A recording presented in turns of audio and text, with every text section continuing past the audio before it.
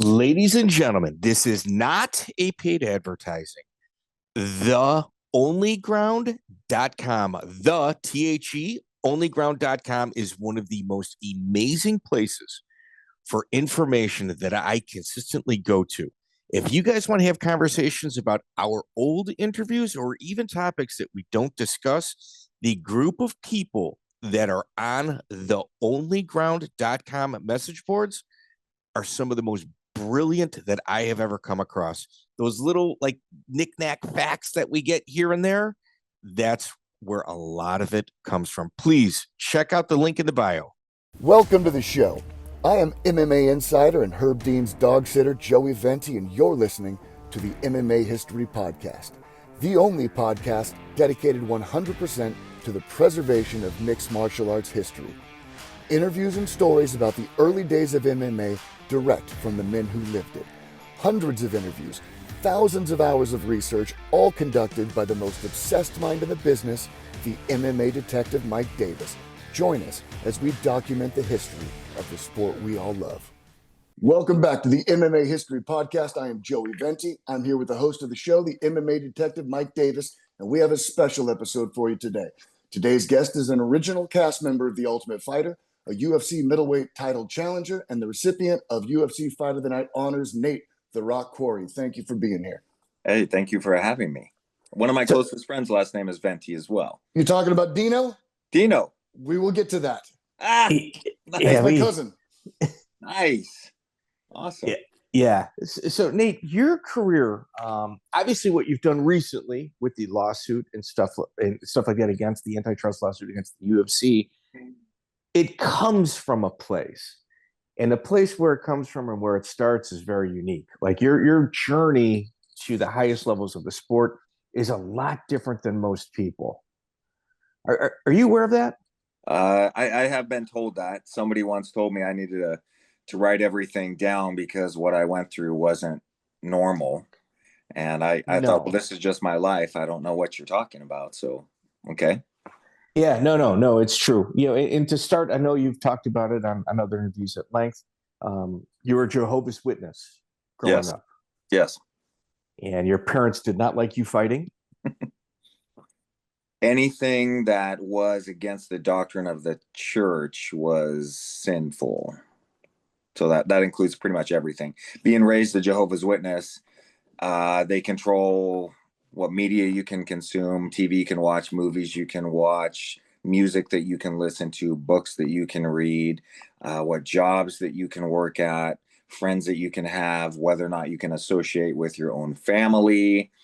Military service is forbidden. Celebrate no holidays other than the Passover, perhaps your parents' anniversary, if that's a thing. Everything from day one is just controlled. And I was raised a Jehovah's Witness since birth. And so it was all I knew for the first 20 plus years of my life. And I was just miserable being raised that way. Were you knocking on doors trying to preach the Oh, God, word? yes. Yeah. I did the door-to-door ministry for probably the last time I went out. I was probably 23 or so, something like that. My childhood schedule, let's see, starting on a Sunday. So we had church Sunday morning from 10 till noon. We had a sermon, and then the magazine that we would sell door to door called the Watchtower. We would study an article in the Watchtower. Sometimes we would go out in the field service ministry after that for a couple hours. And then Monday, you go to school all day. I got a job as soon as I was able to. I think at the time you could get a work permit at 14. So I'm working either fast food or janitorial on top of everything else. But then Monday night we would have our home Bible study. So we're studying for the meeting we just went to on Sunday, preparing for next week's.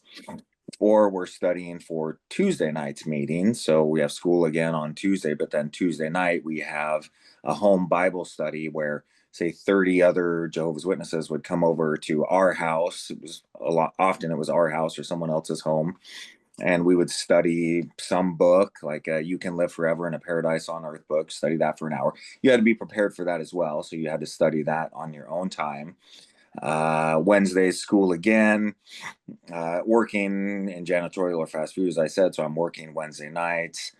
Thursday is school. Thursday nights, we have our hour and 45-minute long meeting, which I would often have parts in that meeting as well, like a 5-minute Bible reading or Bible discussion. And when I say Bible reading, they would give you like 15 verses out of a chapter that you would read, and then you would talk about a subject in that. And it's all training for the door-to-door ministry. Fridays, school, Friday night, work, or perhaps another Bible study at someone else's house. Saturday morning, going out in the door-to-door ministry again, and that would last till noon or so. And then at home, we would have all of our chores and work to do. And even when I was a Jehovah's Witness, looking at this insane schedule, I told my mother one time, oh, even if I live forever in a paradise on earth, as you're telling me, that's what my goal is, I will never be a child again. And I'm not getting a childhood. And I've got an older daughter that's 25, but I also How old are you? Wait, how old are you when you said that? oh geez, I don't know, it was probably 20-ish or so, trying to explain to my mother why I wasn't happy with my life. But now I have a 25-year-old daughter, but then I got married 7 years ago, and I have a 5-year-old son, a 3-year-old daughter, and a 2-year-old daughter. And I'm 53 tomorrow. Dude, I got a 2-year-old. I got a 2-year-old. I'm Exhausting. 50. It's exhausting. Dude, Yeah, that's why I have a 3. it's COVID. COVID did this. It's not Yeah. me. It Yeah, that's how our me. second one came along. Yeah, it got me. But can you imagine? It's pretty intense. Yeah. Can you imagine? So our kids, we start bedtime at 6:30, 7 o'clock. The kids are passed out. The 2 girls are definitely asleep by 7. My boy's asleep by 7:30. We were leaving for church at 7 p.m. And then you would get there. Man. Meeting starts at 7:30, and you're sitting there for an hour and 45 minutes. It would not get over until 9:15 at night. Then you have to stay and socialize for a while, then get home. So from the time I was a baby, I'm staying up till 10 p.m. on Thursday nights. When I go to school, then go home, get ready for bed. You're up tomorrow, the next morning at 6 a.m. or so to get ready for school. So did you go to a regular school? Yeah. So you had a window into the normal world too. I that is a very good way of putting it, because I could see what was going on in other kids' lives, but I could not participate at all. As a matter of fact, I think I was in 7th grade, and there was a middle school assembly, and I was a nerdy kid. I was bullied. I was picked on. Looking back in retrospect, yeah, I was a weird kid. I was raised in a cult. I wasn't allowed to participate in any sports, any activities, have any kids. I had big, thick glasses that were always broken. I had black electrical tape holding them together. I was an easy target. Garage sale clothes, that kind of stuff. Uh, but at the school assembly, I see these 2 kids who are going to put on a wrestling demonstration. They're both 8th graders. One is one of the cool kids who wasn't nice to me, but he was more dismissive than anything. He's not an active bully on me. Just one of neutral. Neutral. Okay. Yeah. And there was another kid that he was going to wrestle with, who was kind of a nerdy kid as well. I just kind of knew him around the way. We weren't friends or anything, but we were pleasant to each other. This nerdy kid put such a whooping on the cool kid that it looked like it was almost a promo for WWE. He's doing suplexes and tossing this kid around. And I sat there watching this, and I just said, oh my God, I would give anything to have that kind of power, to be able to know you can step up to someone, pick them up like a rag doll and throw them down, and just never be afraid again of getting bullied or picked on. But if I went home and told my parents I wanted to wrestle, the beating that I would have gotten would have been nothing compared to because me as a kid, I could never just make a mistake. I couldn't just be a bad kid, a stupid kid, whatever. I was a representative for Jehovah's Witnesses wherever I went. And so it wasn't that, oh, you're just a bad kid. It's you're a disappointment to God. Why are Oh, you making God feel ashamed of you? And being raised as a Jehovah's Witness, one of their big doctrines is disfellowshipping, excommunicating. Yeah. And for them, they define this as if you become excommunicated, disfellowship, DF is what we call it, DF from the church, all your friends that you've known your entire life now completely disown you. They will not talk to you. If you walk by them on the street, they will not even nod. They It's will like pretend Scientology. you are dead. Yeah. It's like And Scientology. Wow. it's not just your friends, it's your family as well. My sister got DF'd when I was 13 or 14. I didn't see her for 14 years. It was just all of a sudden, it's like, hey, your sister's now dead to us.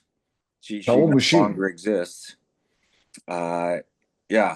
And How old was she when she got disfellowshipped? she was 6 years older than me, so probably around 20 or so, 19, Okay. 20. Wow. It's a horrific lifestyle.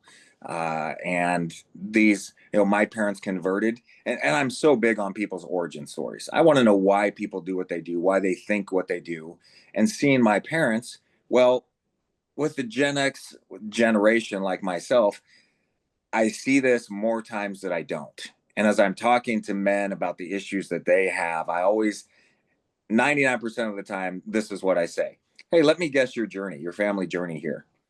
Your grandfather beat the fuck out of your father. Just beat the shit out of him. Because that was the day. Well, That was the time. it's that World War II generation. Yep. So you're Yep. raised by a guy that came back from the war. Yeah. Yeah. Yeah. And Yeah. your father, Yeah. he overcame a lot of that abuse. So he reduced it by 80, 90%. Still way too much. He still hit you way too often. How many times did my father reach for something I duck and covered? And then I'd get yelled at. Well, I wasn't going to hit you. Well, I don't know that.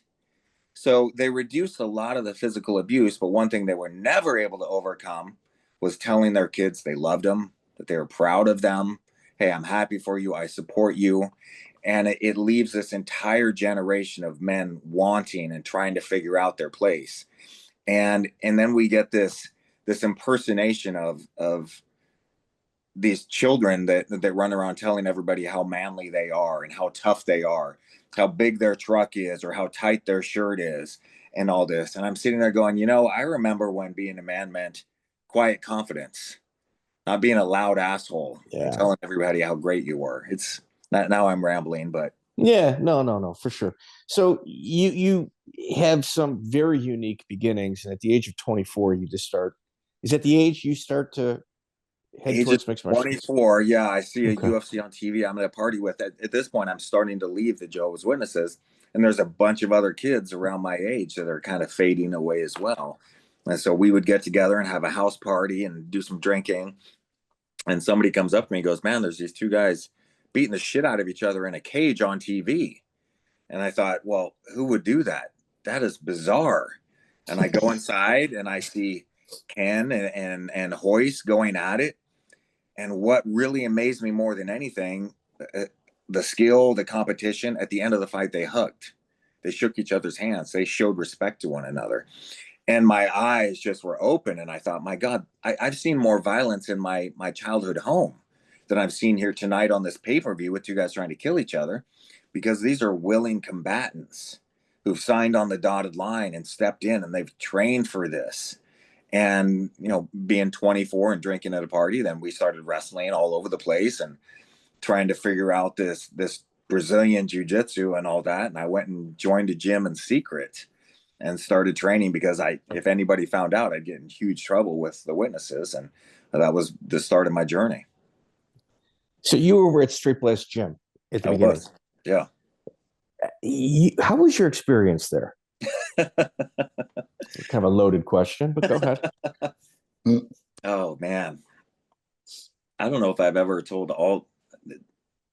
There's so many stories there that are just so unbelievable to look back on, even from my perspective. Matt Thornton was the head coach. I think he's like 6'8". His weight would vary between 225 and 275 or so.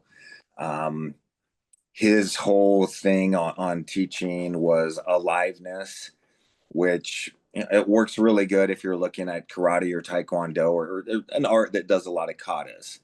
he was saying, you don't get better from cottage, you get better from actually going live. Well, any real athlete knows that. Boxers know that. They get out there and spar. Wrestlers know that.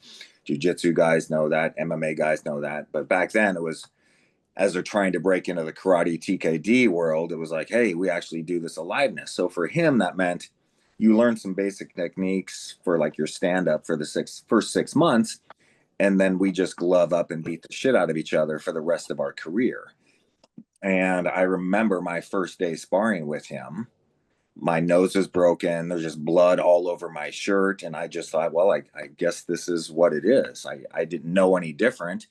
And me being so damaged from my childhood, I'm looking for that coach figure, that father figure to kind of take me under their wings and help me to grow. And after training for a couple of years, they started the Straight Blast Gym competition team.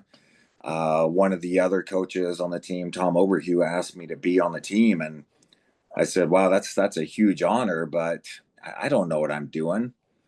I'm just showing up and training and fighting. And he says, no, you show up, you work hard, you listen, you're coachable. We think you'd be a good asset. And so I joined the team. The first night for the induction into the team, the whole team was there. Thornton had somehow found some like Ben Gay on steroids, like this insane hot sauce that he had us rub all over our chest and back. And then we crawled down the wrestling mat, the length of the wrestling mat, on our knees while everyone there whipped us with belts. And so we all got huge welts on our chest and on our back. One of the guys, I remember his name, Eric Hemphill. He's a great black belt now in the Portland area. He was so young. He was like 17, 18, probably at 145 pounds or something. He was throwing up afterwards. He was sick for days. It was a different time. To sum up my entire Straight Blast Gym experience, though, comes down to one night where I'm fighting at the Roseland Theater, a small theater. Chael actually puts on shows there now for his FCFF in downtown Portland. I don't know who I'm fighting. There was never any research done, no game plans. It was just like, you're fighting whoever shows up. It ended up being Mike Whitehead, who ended up being in the UFC. Wow. The time I've heard of him. Yeah. I'd heard he was ranked number 3 in the country for his wrestling. I don't know if that was true or not. Never saw him weigh in. I just know he was big and strong. I had knocked out, TKO'd one of his training partners 2 weeks before. So all he knows is that I hit hard, and he's a wrestler. So, boy, long story short, the referee, the judges, and the timekeeper were chosen out of the crowd. These are people that bought a ticket and came to watch the show, and the promoter said, hey, I know you. I think this referee shirt will fit. How about you ref in these fights? I'm not shitting you. That's how it went down. That's the 90s. Yeah. So And Mike Whitehead is not a tall task either. Like he's a giant human being. This is at heavyweight, I'm assuming. yeah. I had this great idea that I was going to fight heavyweight. So I was going through a 20-pound box of whey protein every 5 weeks. I would wake up at 2 a.m. and have a protein drink with peanut butter. So I got up to like 240 or so, because I was like, I'm going to be a heavyweight. And this was I fought a heavyweight guy a couple of fights before this, I think it was.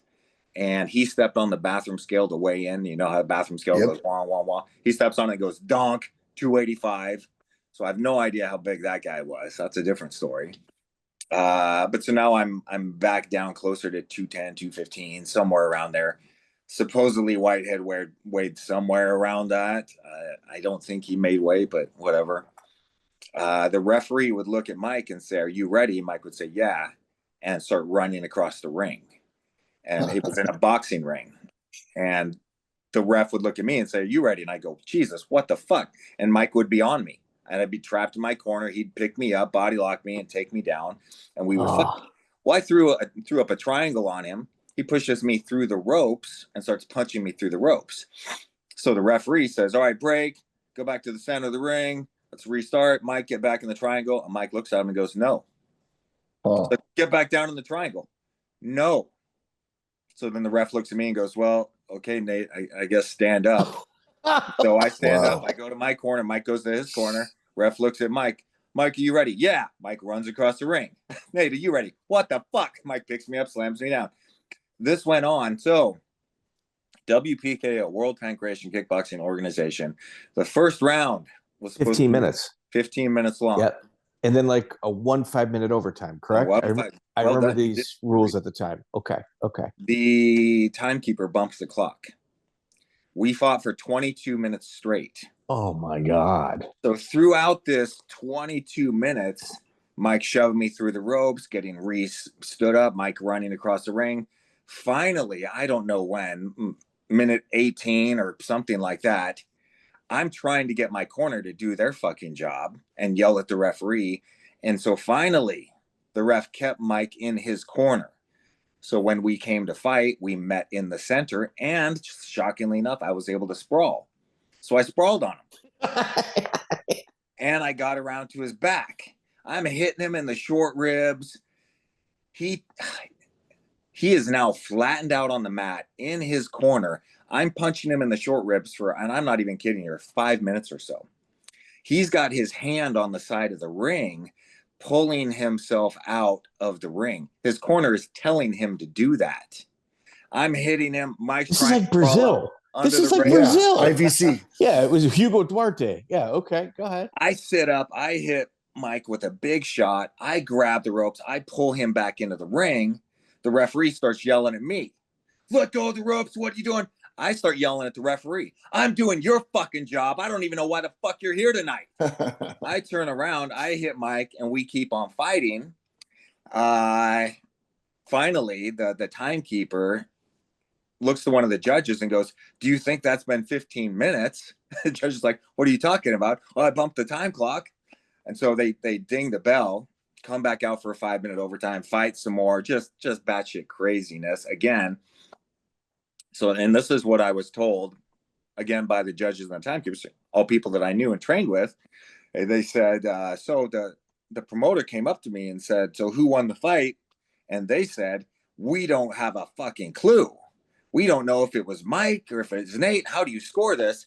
And all that the promoter heard was Mike's name. So he goes into the ring and raises Mike's hand. I'm devastated. This is my first loss. All I know was that looking beyond all the rules that were broken and all this shit, I'm just thinking, oh my God, I'm a loser. I lost my fight. I can't believe this. So fast forward, the story doesn't end there. Fast forward a couple years, I'm at some other fights and I see Whitehead with his whole crew there. Josh the Punk Thompson, a bunch of those guys, they all train together. And they're wait, was this event, was this one of Matt Hume's events? No. The WPKO? Yeah, who was the promoter? Steve Boyd was his name. He's a friend of Thornton's. You would figure you'd have your best interest at stake. Okay, go ahead. They didn't give a shit. All right, so you see Josh Thompson and Mike Whitehead. I apologize. Go ahead. So we're at this other show, and I want to say it was Sport Fight at this time. This was Matt Lindland show. No, it's Matt Lindland show. And Team Quest. And I see Josh Thompson and Mike Whitehead and all their crew kind of pointing at me and laughing at me. So I walk up to the table and I go, guys, if you're going to laugh at me, at least give me the chance to laugh with you. What are you making fun of me about? And they're laughing. They go, you remember that time you fought Whitehead and he was trying to crawl out of the ring and you hit him and then you got in a fight with the ref and then you pulled him back in, you hit him again. I said, yeah. So when you hit him, you knocked him the fuck out. He was asleep. And you pulled him back into the ring. You started yelling at the ref. The ref was yelling at you. You turned around, you hit him again. He woke up and you kept fighting. Oh, and I'm like, you know what? Oh. I am changing that to a W. Yep. I'm not taking that out. So I don't know what Whitehead thinks of that, if he still counts it as a win or not. But the reason, so let me jump back to that night. So this was a Saturday night. 6 days later, Friday night, I'm training, just me and Matt Thornton. We're the only ones training. It was a Friday night at his Portland gym. I had gone out and got 20-ounce sparring gloves, huge pillows, because I had done some reading and I learned, shockingly enough, that long-term head trauma isn't the best for your career or your life. In theory. I go out and I get these gloves. Yeah. I was the only one. Well, that's standard for sparring. 10 to 12. Yeah, 20 is standard for sparring. You should, anything less than 20 ounces in sparring, both parties should be made aware of it. The standard was Yeah. 12-ounce bag gloves. Ooh, no. Thornton would wear 8-ounce bag gloves. And Yeah, that's so not good. he's wearing these 8s, maybe 10s. I want to be accurate. And I'm thinking to myself, so in the ring, after the Whitehead fight, while I'm still in the ring, I look at Thornton and I say to him, I just proved to you I will fight until I have nothing left. You do not need to make me any tougher. You need to make me a better fighter. And Thornton says, all right, I will. So here we are 6 days later. I'm wearing my 20-ounce sparring gloves. He's wearing his 8-ounce bag gloves. I'm standing at range at the end of his jab.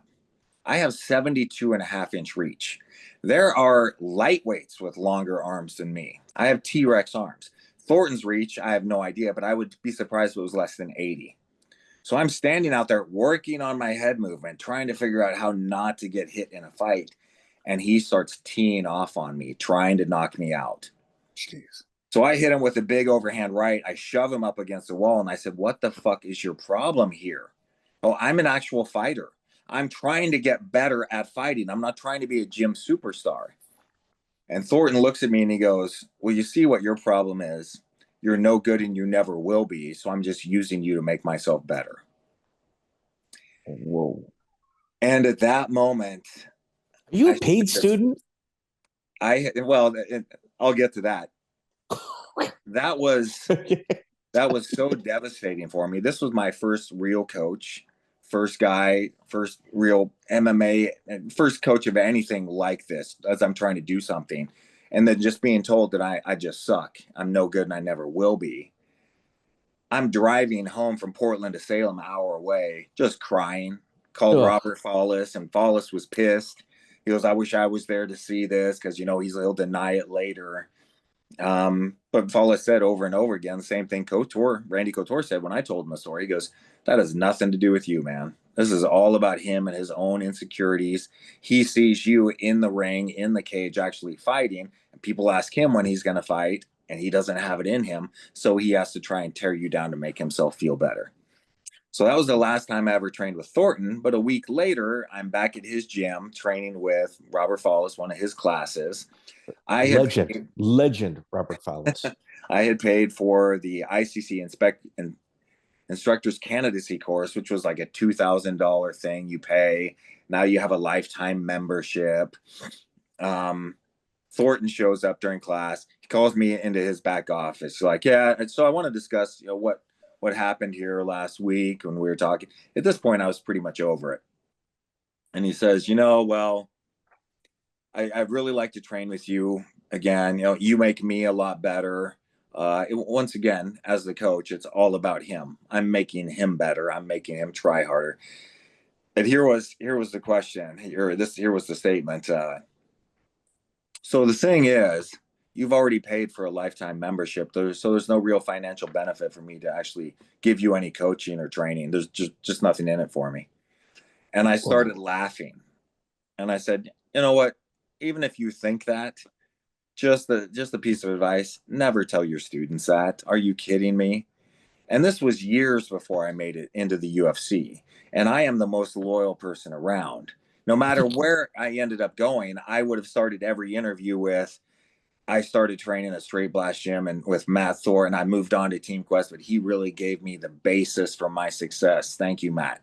Instead, I get to tell everybody how he told me that I was no good and I never would be.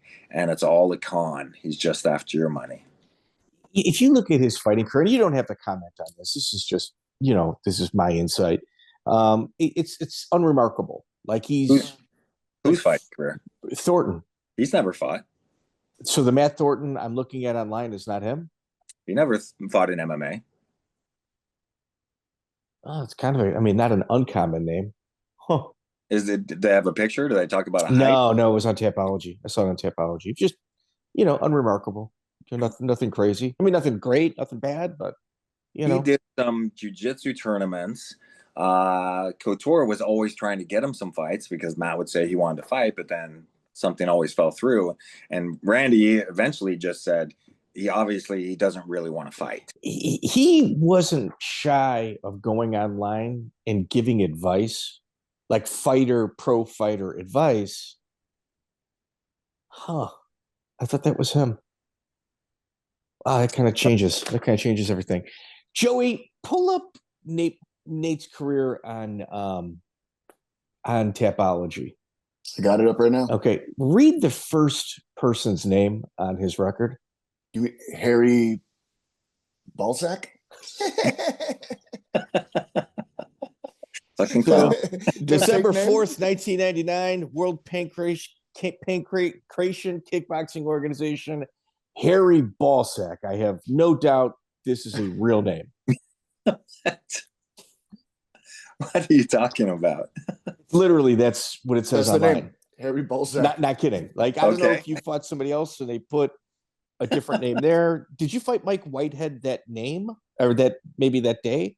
It was December of 99. Oh man, I don't know. I remember it was cold and wet. Joey, look at the card. Look at the card. Dude, it's incredibly stacked. Greg Piper fought the co-main. No, wait, did Greg Piper fight that day? I don't think he did. I have never seen any of my WPKO fights online on SureDog or anything. You had Chelsonen versus the South African cat. Come on, we interviewed him, Joey. Yeah. Oh, Trevor Prangley. Trevor Prangley. Yes, Was right. that night? I don't think I fought on that card. That was Chael's first fight. They fought a couple times, I think. They fought a few times. That's true. I was at Chael's first fight. I believe it was against Trevor Prangley. I want to say Chael took Trevor down. Trevor put him in a triangle. Chael pushed him through the ropes. Yeah. Went for a stand up, and Chael wouldn't get back down into his guard. And so when Trevor got a triangle again, I think he choked. It was like an armbar. I think it was an armbar. Yeah. Yeah. Josh Thompson. Joey, who's on the card? It won't come up on Tapology. I can't get to the whole card. Yeah, no, it's an incredibly stacked card. You were also like one of those guys that seemed to be the go-to for any gym. At Thornton's place at Straight Blast Gym, you were also on their Jeet Kun Do DVD series. Yeah. Yeah. Did you get paid for that, or was it just something? Oh God, no, nobody got paid but Thornton. He did all sorts of videos with all sorts of just phenomenal athletes that he would bring in and say, "Oh, we're going to do this video series, and I'm going to cut you in on this." To my knowledge, no one ever got paid but Thornton, and there was a lot of issues. That's why you don't see him with any real long-term relationships with any of those guys. He'll still have their pictures on his website, but they have no association with him. The only one I'm curious about, I think he still has a relationship with Chris Howder.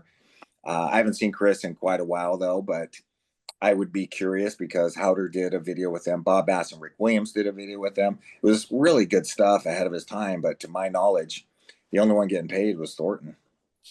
Robert Follis. What was your relationship like with him in the beginning? At the beginning, we were just a couple guys that started training at Straight Blast. He joined the gym a couple weeks before I did. He was in the Canby location, half hour north of Salem. I was in the Salem location. And Thornton kept saying, "Oh, we got this guy, Follis, you should meet. He was raised a Jehovah's Witness too." And so we had that in common right on. You deal with childhood trauma and things like that in a few different ways. I got filled with rage. I was just so angry that I had lost my childhood, that I was made to feel worthless, that I was unloved. Robert always compared it to Muhammad Ali getting his bicycle stolen. Every time he would go into box with somebody, he'd be like, "This is the guy who stole my bike." And for me, it was, I'm going to prove to you, I'm going to prove to me that I do have value. I do have worth. I'm going to put a beating on you. Follis dealt with his trauma more of he's going to be the friendly guy, the mentor type. Everybody's going to like him type of thing. I'm very much the opposite. I'm going to be who I am. I'm not going to be apologetic about it. I feel that I'm a nice, friendly person. I'm not a bully, anything like that. But I also don't care if somebody doesn't like me. It's just not a priority of me. I am who I am. I'm going to fight for what I believe is right. I'm going to stand up for what I believe is the right thing to do. And if you don't like that, well, too bad for you. So Robert being the much more outgoing guy, and I was always just comfortable kind of being alongside with him. He would always be the head corner in the fights, and I would be his second. And then I would fight, and he would be right there in my corner. I was more of the fighter. He was more of the trainer and the coach. The thing with Follis that it always kind of perplexes me. Like, if you look at all the personalities at Team Quest, yourself, recovering Jehovah's Witness, you got Leben. I mean, I hate to throw white trash around, but his upbringing was just as frightening as anybody else that you can imagine. And then you got Olympic athletes like Lindland, Henderson, and Couture. Yeah, then you got Ed Herman, another rough character. So you guys are so many different personalities all in one gym. And all of you, including the Olympians, looked at him as a coach. And he did not have an extensive competition career. No, not. I was at every one of Robert's fights. He fought 3 times. Yeah, I was at all 3. First one was the usual. It was a pancration bout in a warehouse in Vancouver. We did know his opponent, but his opponent had fought like a dozen times. This was Robert's first. Put on a great fight. Robert won by submission, I believe. I have it on tape someplace. And he just did a great job. His second fight, we were in Idaho at a casino. Mentally, he did not show up. He got taken down and choked out like immediately. And he would even say afterwards, he's like, I don't know what happened. I just wasn't there. His third fight was once again against Trevor Prangley. Robert had been training with Dan Henderson and Randy for this fight camp. Again, not knowing who he was going to fight, not knowing. Yeah. And Robert's telling me, man, I'm learning all this Greco-Roman stuff. I'm going to go in there and I'm going to toss this guy on his head. It's going to be amazing. Robert, I don't think, had to cut any weight to make the weight class. It was probably 185 or something like that. So he probably stepped in at 180.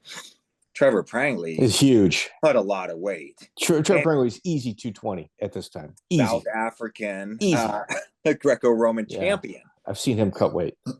So, and it's a WPKO 15-minute first round. Robert is getting tossed on his head the entire 15 minutes and then comes back out for a 5-minute overtime and just fights to the death the entire time. I showed up to these fights, so I'm there Friday night. Does he lose? Does he lose or win? He loses the decision. Okay. I show up Friday night for the fights that support the team, be a corner man as well. Promoter Steve Boyd comes up and he goes, hey, what do you weigh? I'm like, I think around 205 or so. He goes, all right, don't eat anything. I think I got somebody who'll fight you. So I always brought a mouthpiece just in case. So after Robert, I'm now the main event. Yeah, you don't have a choice in this, but you're fighting. Yeah. I look across the ring and I see this guy just giving me a dirty look. And I'm like, motherfucker, I'm already in a bad mood. My best friend just lost. So I hit this guy as hard as I possibly could, gave him a compression cut on his forehead, just exploded. You know, you cut somebody, it takes a while for the blood to come out. When you hit them, when you give them a compression cut, that means you hit them so hard the blood has no place to go. My gloves were bloody from that one punch. And I stood above him and just saw the blood all over him. Referee jumped in, stopped it. So on the drive home, we're driving back from Idaho. Again, another casino, any casino thing. And Robert is very depressed about his performance. And he's just going, man, great job on your fight, blah, blah, blah. And I looked at Robert and I went, dude, are you kidding me? I fought some random guy and knocked him out in a minute or something like that. You fought Trevor Prangley for 15 straight minutes and came out for a 5-minute overtime. This guy is a monster. You have nothing to be sorry about. If anything, I am jealous of what you went through because I'm in this for the experience. I want to test myself. I didn't test shit last night. You showed me who you are as a fighter. And it's a different time. It's a different time. Okay, so here, that proves my point even further. You got a guy that's 1 win, 2 losses. And that does not dictate the merit of his character or his ability. But in the same room, you've got Olympic athletes that have been in a room with internationally renowned people like that they compete against. And those guys, the guys that have been with the greatest coaches in the world, look at Robert and they go, no, we want you to be the coach. Like, make that make sense. Like, that's what kind of a special human being he was. Well, and I think too, at this time, MMA wasn't even a term. It was no holds barred. It's NHB, so, baby. Yeah. Yep. So we're entering into this new territory where you had a wrestler fighting a boxer, fighting a jiu-jitsu guy, fighting a kickboxer. You had all of these separate ingredients, and you needed a chef to come together and combine them. Oh, yeah. So you're looking at, and now it seems so simple, but like if I go do a seminar and I teach takedown defense, all I say is, so who are you fighting here? Because if you're fighting a wrestler, keep your lead leg heavy. That's it. Sprawl. Hit him with your hips. You're fighting a kickboxer, keep your lead leg light so you can check those punches. You're fighting a boxer. He's going to be moving side to side. He's got a 50-50 type of weight bearing. We had no idea at the time how to mix those things together because all you're hearing is from a kickboxer how to sprawl. That doesn't work at all. You can't sprawl if your weight's on your rear leg. And it was needing coaches, people to come together. Like wall walking, that was never a thing. Matt Lindland was able to expose how bad jiu-jitsu black belts were on their back because he'd be in half guard and he'd put their head right in the corner between the cage and the mat, and they couldn't move. They couldn't swing their hips, and he would just slowly grind them to dust. Dude, in my opinion, Team Quest at one point, best gym in the entire world. Yeah. Best gym in the entire world. And like in the generations coming out of there after like the heads, yourself, and Herman. Push back on that a little bit. And the reason for that is, and this was something that I spent some time thinking about because I had my falling out with Team Quest. Yeah. And I had to move on and figure out what was best for me.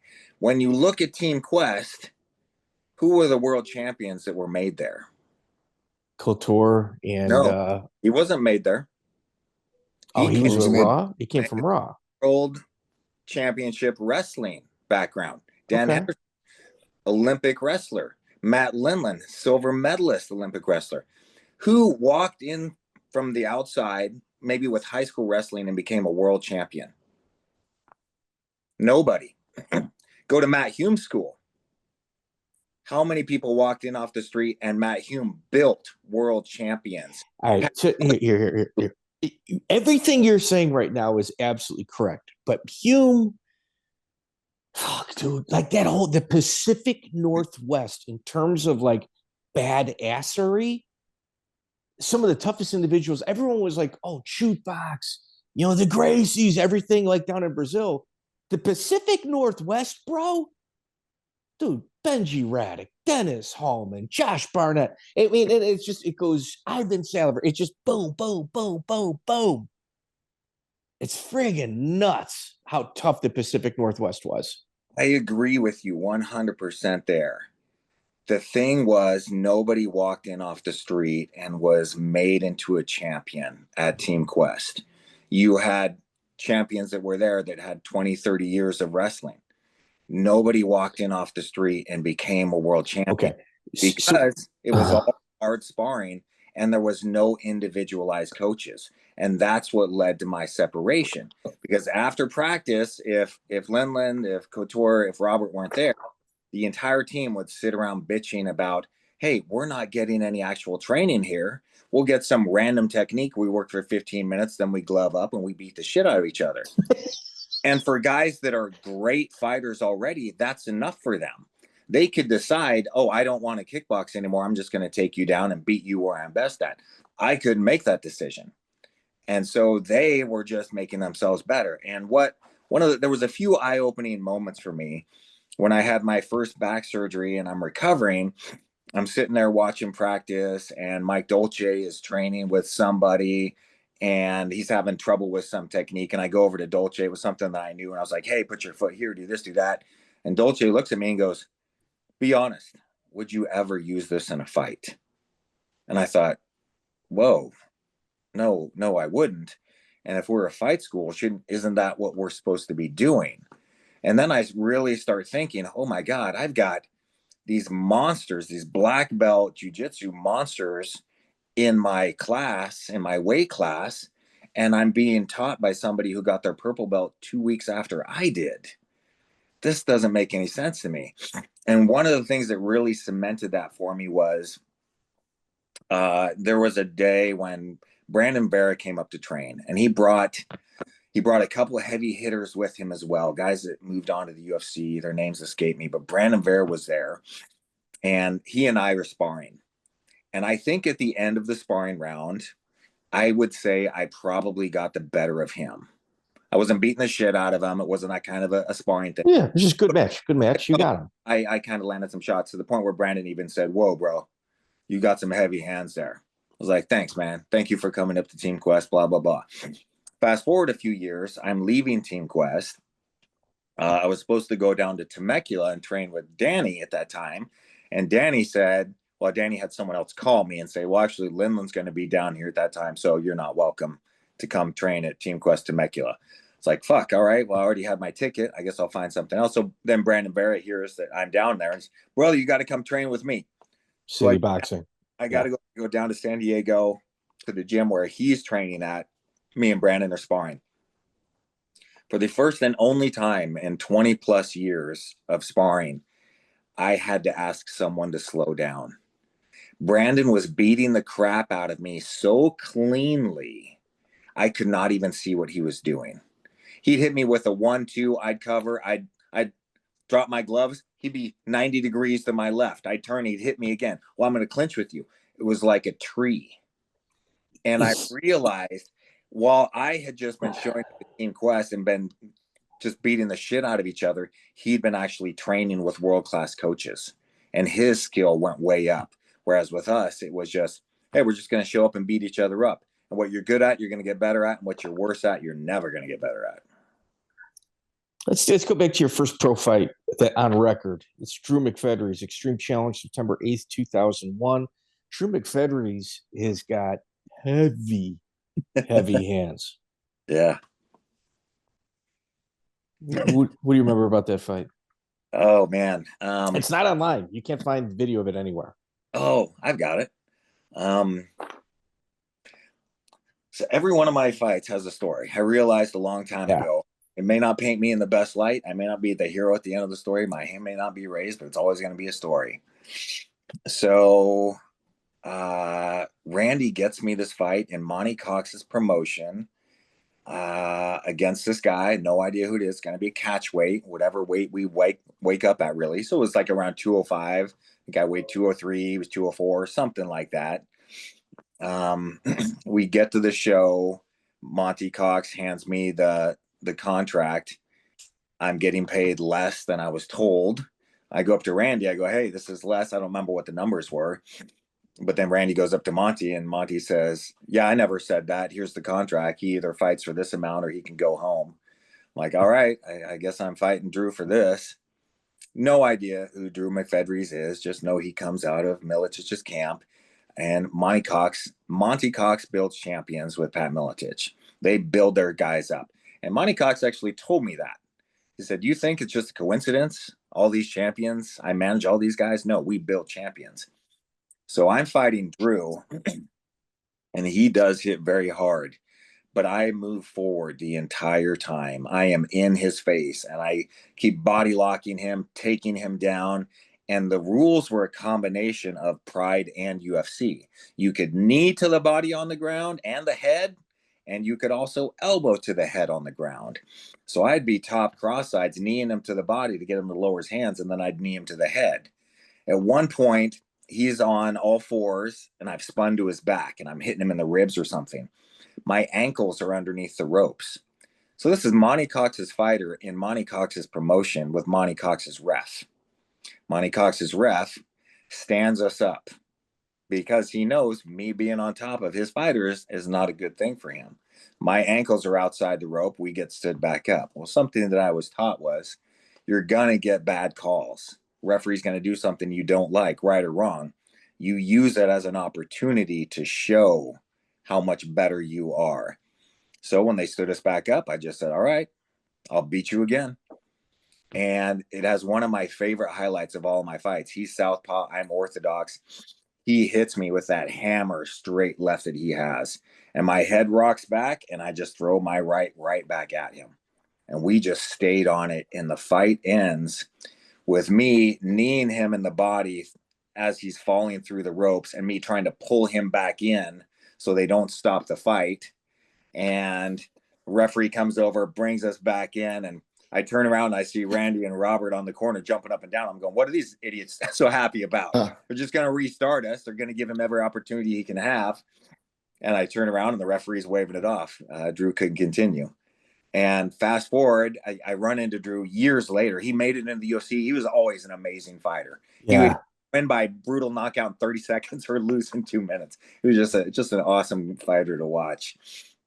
And I saw him years later. He'd gotten some kind of disease he had to overcome and all this. And he goes, man, all I wanted was to just catch my breath. Just give me a few seconds to catch my breath. And I could not keep you off of me. Like, man, I'm not going to stay at your range so you can hit me even more than that. So come to find out, Monty Cox was so pissed that I took out his previously undefeated fighter. I got blacklisted from every show Monty Cox was affiliated with. So that's why I would go month after month after month going, when can I get some more fights? I need some more fights. Nobody will fight you. We can't find you any fights in these promotions. I was a little too big for the small promotions. I had a little bit too much of a name for them. I wasn't a big enough name for the big promotion. So I was stuck in this limbo. BJ Penn once called me the golf pro. I'm good enough to win the long drive competition at my own club, but not good enough to go on tour. Drew McFedries, he's got like one of those West Coast type records. Like it's almost like Joey, no offense, some of the California fighters to get 3 or 4 fights, and then they're in the UFC and they're the greatest fighter ever. To where, other guys, especially in the Midwest, now you got to fight about 20 times before you get there. McFedries had a charmed career. I mean, legit fighter, but he opportunity certainly went out of its way to find him. Well, being with Monty Cox and having the UFC and being such an explosive, exciting fighter, that's who the UFC wants. They want to go in there and throw down. And I can't remember who it was. I think it was Pat Miletich should have told me that they've tried everything they could with Drew to just all he is fast twitch muscle fibers. He just has to go out there and throw as hard as he possibly can at all times. But just an exciting fighter, tough. I was super honored to be in the ring. Great win. The first time that the world, the UFC ever got to really know Nate Quarry is when you cornered Evan Tanner at UFC 34, November 2nd, 2001. Was that your first UFC appearance? Was that when he fought Phil Baroni? No, he fought Homer Moore. Oh, Homer Moore, yeah. Okay, so I want to say the main event was Randy and Pedro Hizzo. Joey? I think that was the first I'm going to get it. That we saw you as a corner. Yeah. So this was something that, you're cornering, and I don't mean to interrupt, but you're cornering. Like I got a list of the times, like I've got you earmarked as you have been in a corner of some legendary matches. Yeah, it's been pretty awesome at times. So fight, I recall things in my career just weren't really happening fast enough. I wasn't getting the fights I needed. I wasn't getting the exposure that I needed. Team Quest didn't even have a fight team.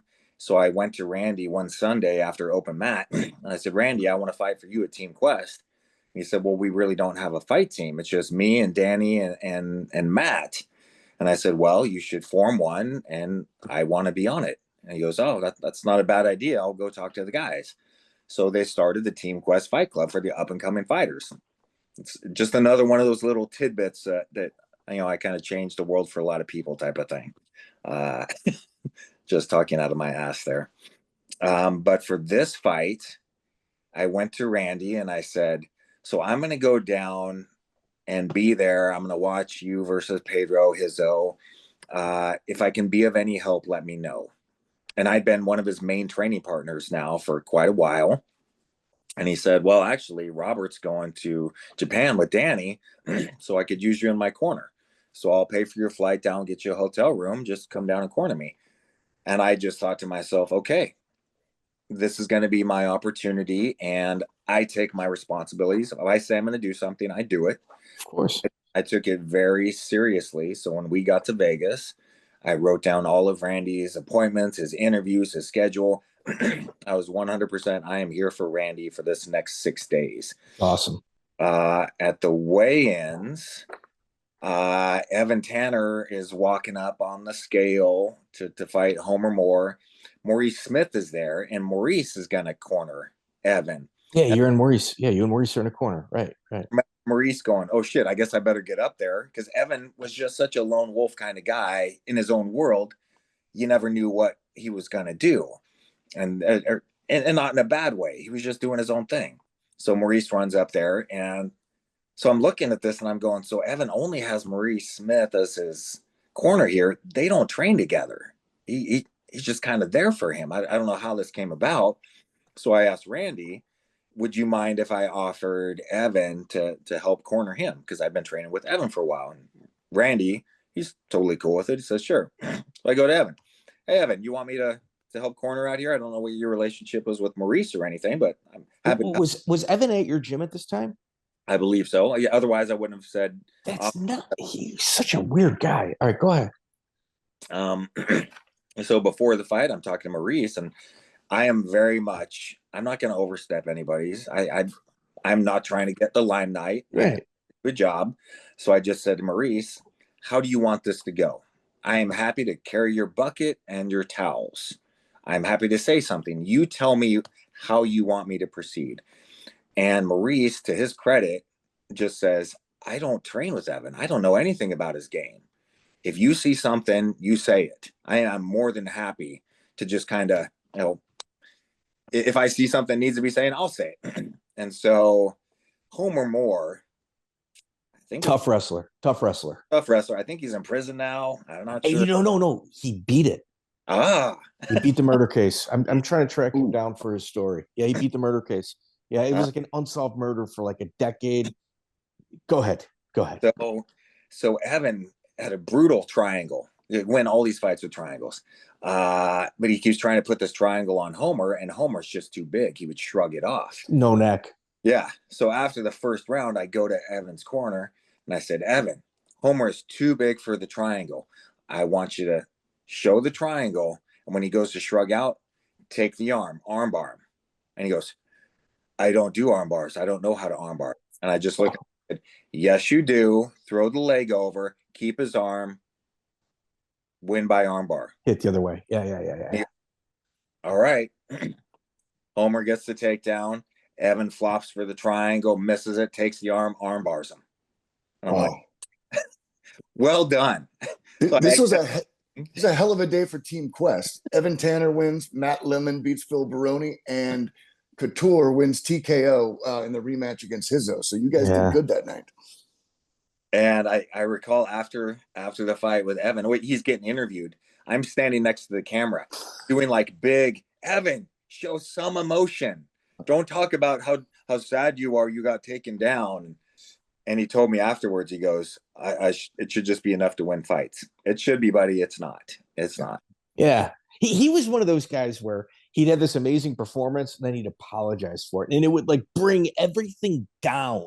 It's like, no, dude, you want to keep pushing it in the right. Joe Stevenson used to do that same thing. Yeah. So were you there during like the legendary sparring session between Baroni and Evan Tanner? I think it was like in 2004.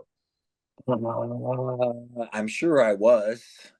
I recall that week. I remember Baroni being there. I never sparred with him because I knew that it would not go well. There were a lot of guys that would come in, and I'd just be like, you're not going to be here for very long. I don't need to prove myself against you, and you feel like you have something you need to prove. So I'm not trying to get injured or concussed for your ego. So I don't recall Evan and Baroni sparring. I do recall Randy and Baroni sparring, and Randy just wrecking him, just ragdolling him and just wearing him down. Wow. Yeah, you fought Excalibur Fighting July 6, 2002. Nakapan Phunhephorn, Yeah. Muay Thai guy. Yeah. You showed your chin in that fight as well. That was the fight that, yeah. Yeah. So that was my first fight cutting weight. It's in I don't Utah.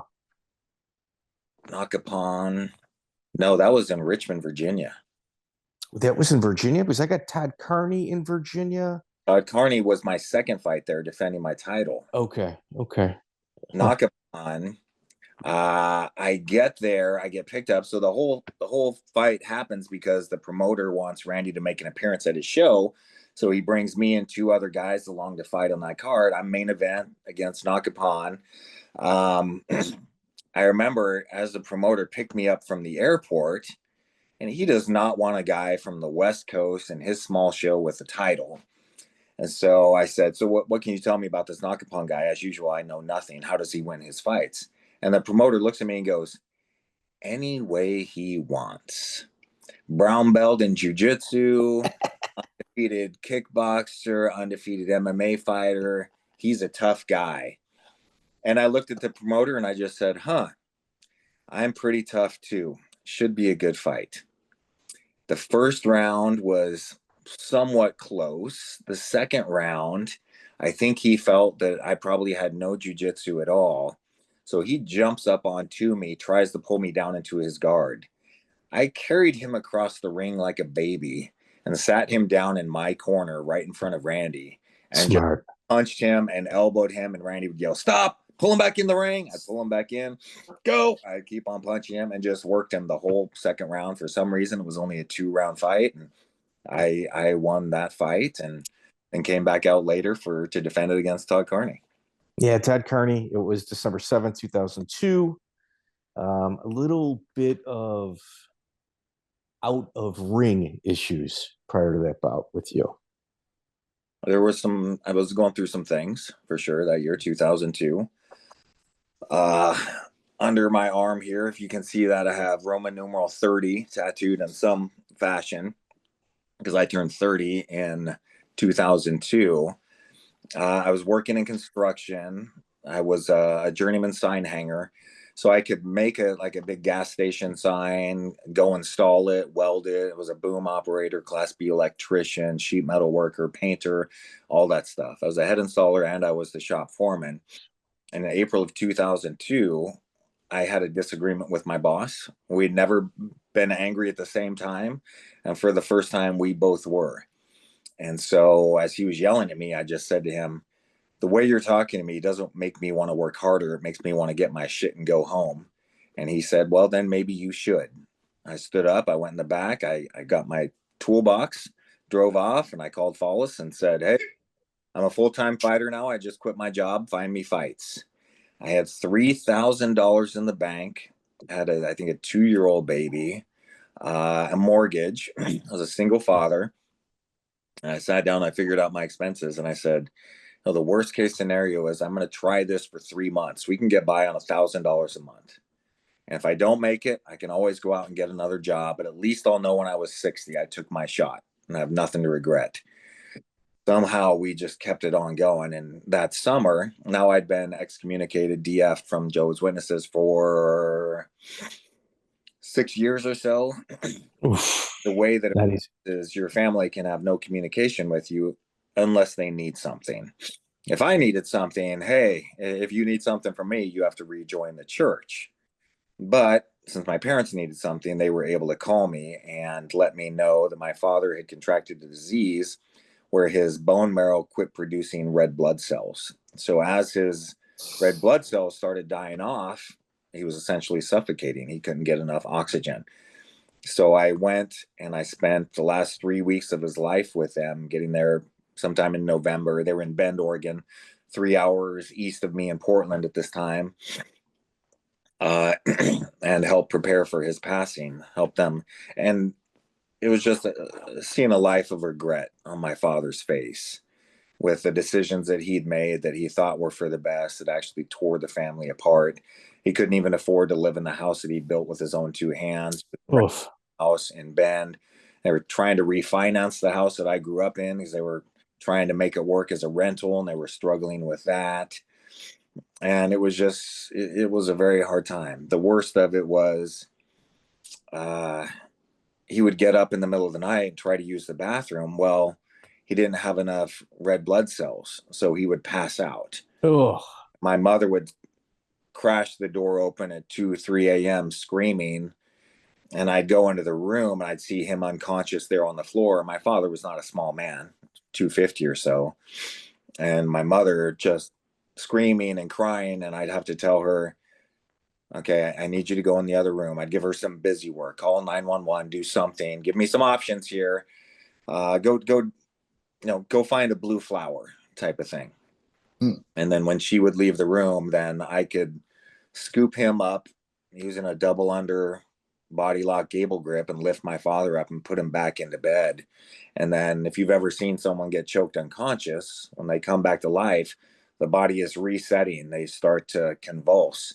And my mother being on top of my father as he's just convulsing and twitching, and she's screaming, "Don't leave me, don't leave me."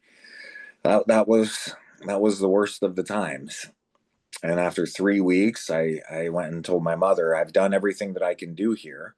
I've helped all the financials, even unemployed. I loaned you some money to help get you through these times because they were poor. My mother was working at the cheese counter at Whole Foods or something like that. And I have to continue working there in her 60s because she could not afford to stay home and be with my father as he's dying. So myself and my brother actually loaned them some money to get through this time. And I said goodbye to my father, and I had to fly off to Richmond, Virginia to defend my title out there. I'd committed to that months in advance, and just telling my mother, I've done all I can do. What else can I do? wow. Yeah, he passed while you were at the fight. So I made weight that Friday, and as usual, everything's a story. It's December, Richmond, Virginia. The gym that I'm cutting weight in, they won't turn on the heat. So it's like 50 degrees in there. I'm wearing long johns, plastics, sweats on top of that. On a treadmill that's so old, it doesn't have a motor. You have to hold onto the bar and push with your feet to get the belt to turn. It took me 2 or 3 hours to cut like 5 pounds. Oof. On for 2 hours, my clothes are wet. I'm still cold. I strip everything off, get on the scale, still 1.5 pounds too heavy. I got to put all the wet gear back on, get back on the treadmill, cut for another hour or so, go to make weight, go to get weight in. Todd Carney's there, and get on the scale. And I did make weight. And Randy, I remember Randy saying, "Good job. I've seen it break some guys when they had to put the wet gear back on and get back on the treadmill." And I just looked at him. I said, "Shit, man, I didn't know that was an option. I could have quit and given up. Let's go to the bar." Yeah. And I'm dehydrating. Now I had dinner at the promoter's house. Now I guess he liked me now that I was their champ. And I got the call right after dinner that my father had passed away while I was cutting weight. Oof. And got back to the hotel, and that's when I told Randy, and he said, "Well, what do you want to do?" And I said, "If I wasn't going to fight, I should have stayed home. I knew this could happen. I came here to fight. I'm a fighter. I'm going to fight." And so Saturday night, and this was kind of the first inkling that Randy and I fight very differently, because he's coming out and he's going, "Hey, buddy, all this hard work you put in, all this time and effort, it's time. Let's see a smile on your face. You're here to compete." And I just said, "Randy, I don't feel like smiling." And I got into the ring, and I saw my opponent across from me, 3 times as many fights as I had, 4 inches taller than me, per usual. But I had just learned about range and footwork. So I'm moving in and out, and I hit him with a 1, 2, 3, and I jump out, and I see all of his punches fall short. And I jump in, 1, 2, 3, land my shots, jump back out. Now he goes to clinch with me, and I remember thinking to myself, "You want to take me down? I'm not even going to fight it. I can beat you standing. I can beat you on the ground, whatever you want." And he takes me down, but he kind of hovers above me, and I upkicked him in the face. And I upkicked him in the face again. And now he dropped a knee. I went to throw up a triangle on him. I locked it in, but he backed up a lot. He put his hands down and backed up. and I harvested his arm. I switched over to the arm bar and I just popped his arm. And I heard them say they could hear it from across the ring. And then I just jumped up and ran around like crazy with all of these emotions pouring out of me that Oh, wow. had been building up for months. And this little guy comes up to the ring and he goes, "Hey, my name's Joe Silva. I'm the matchmaker for the UFC. I've got my eye on you. I'll be giving you a call." And so when it came time for the Ultimate Fighter, that's how they knew who I was. Yeah, it's pretty wild, man. Yeah, George Lopez, you knock him out. Your first loss is Zemo, Gustavo Machado. Joey, it's the tale of two corners on this fight. You got Randy Couture in this guy's corner, and on the other corner, you've got Marco Huas. You've got and Pedro legends. And Pedro, you got like 3 Hall of Fame people. And Dan Henderson was the other guy in my corner. My God, I didn't see Henderson. And Danny yelled, "Elbow," the entire time. Elbow, elbow, elbow, elbow. I'm like, Jesus Christ, man, I will throw a fucking elbow when I feel it. I'm not feeling elbow right now. This is King of the Cage. Yeah, it's King of the Cage. That's back when King of the Cage was really something. Yeah, it's June 29th, 2003. There was a rumor that Machado had broken his arm in the fight. Is that true? I don't see how he would have. You know what? I bet you that was kind of confused with Carney. Did you go to the bar with Carney afterward? I don't think so, but I did hear that I had damaged his arm pretty good. Okay, right around this time, and you gotta remember, when I like psychotically stalk for information, the person told me, I think he went to the hospital with Machado and then he went to the bar afterward. I'll bet you that's Carney. If that information is correct. After the fight, Machado, so this whole thing, again, kind of a clusterfuck. I want to say we get flown into LAX and then we have to drive 3 or 4 hours to the Indian casino where it's boba, middle of nowhere. By other airports that we could have flown into, but probably cost the promoter another $30. Yeah. So we get there. Told the rules meeting is at 1, something like that. I'm like, perfect. I'll hit the rules meeting. I'll get back to the hotel. I'll grab some food and then I'll take a nap and I'll be back here at 5 or something like that. So I get there at 1, in the middle of the desert, hot sun. Nobody is there. So I hang out for an hour. Finally, I find somebody and I go, "Dude, when the fuck is the rules meeting? I've been here for an hour." He goes, "Oh yeah, no one ever shows up to these things on time. So we just do it, when everybody's here." And I went, "Well, you know what? Go fuck yourself. Because I'm actually doing what you told me to do as the professional that I am. But if you're not, I'm leaving." So now I go back. We find like a sandwich, something. Now I don't have time to take a nap, get all my stuff. And then we got to head back to the casino. So I'm a little bit pissed about that. Fight goes on again. I have no idea who this guy is. Don't know anything about him. Wait, let me set the table. So just so everybody at home understands, a black belt from Brazil is one of those boxes you got to check if you plan on fighting at the next level. This is your first black belt from Brazil. You agree with that, right? I mean, you want to fight at high levels, you got to beat a black belt from their country. I just never really thought about it, but yeah. It's true. And I'm trying to stand and bang. I don't know if I had a reputation at that point, but he was just shooting the takedown on me over and over again and would just kind of smother me in my guard. And that's where Dan Henderson is yelling the whole time to elbow. He likes those little choppy elbows from the bottom, I guess. I don't like to do the little things. I like to do the big things.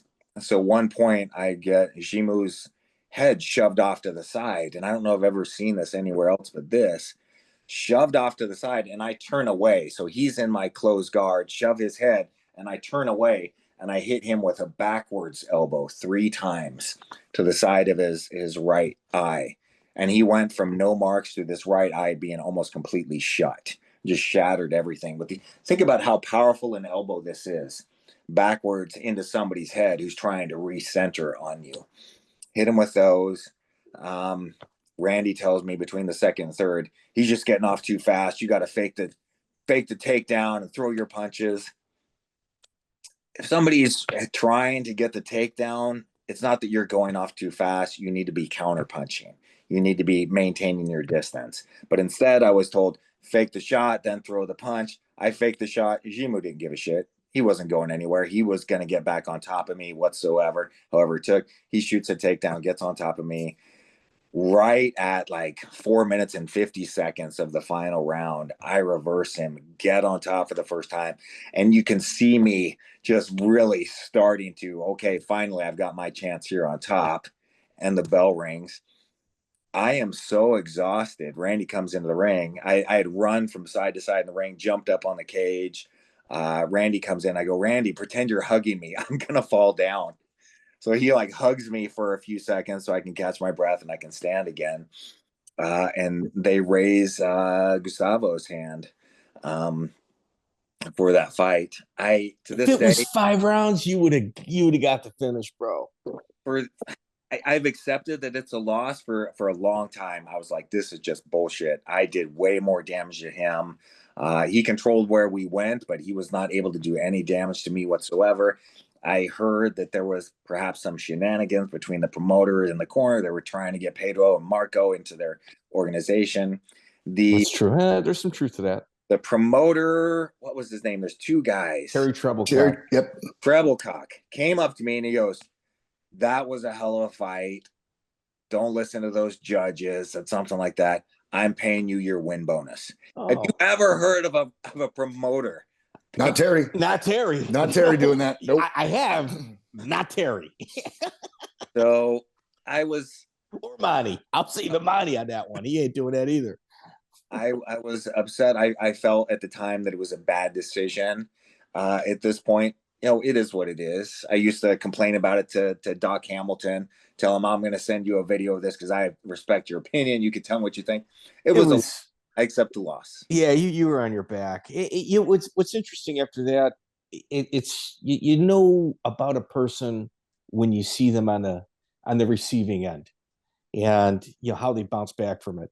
Chris Keever, you went with the triangle, and the Ultimate Fighter is right around the corner. And I know you got to go soon, but the Ultimate Fighter, when did you know? Like, what was the process like to get on the first one?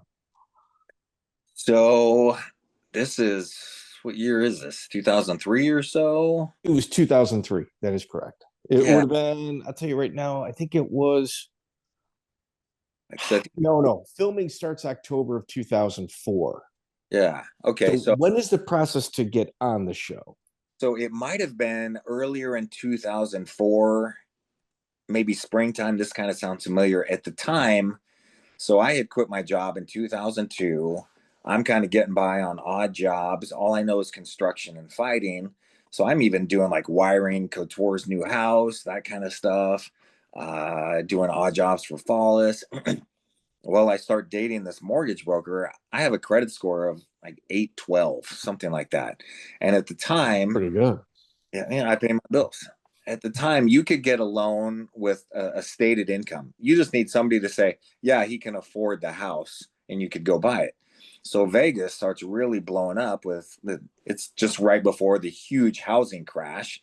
Well, with a FICO score of 807, I can buy whatever I want. So I start buying these houses, going in there, painting them, new carpet, reselling it, making 10, 20, 30 grand, something like that, and doing all of that. Well, I'm kind of phasing out of the MMA world. Well, then I get a call from Joe Silva that they're going to put together a sizzle reel for what the Ultimate Fighter could be and wants me to be a part of it. I'm like, all right. So I'm in Vegas anyways. So I go film for the week. Josh Koscheck is there. Dennis Kang is there.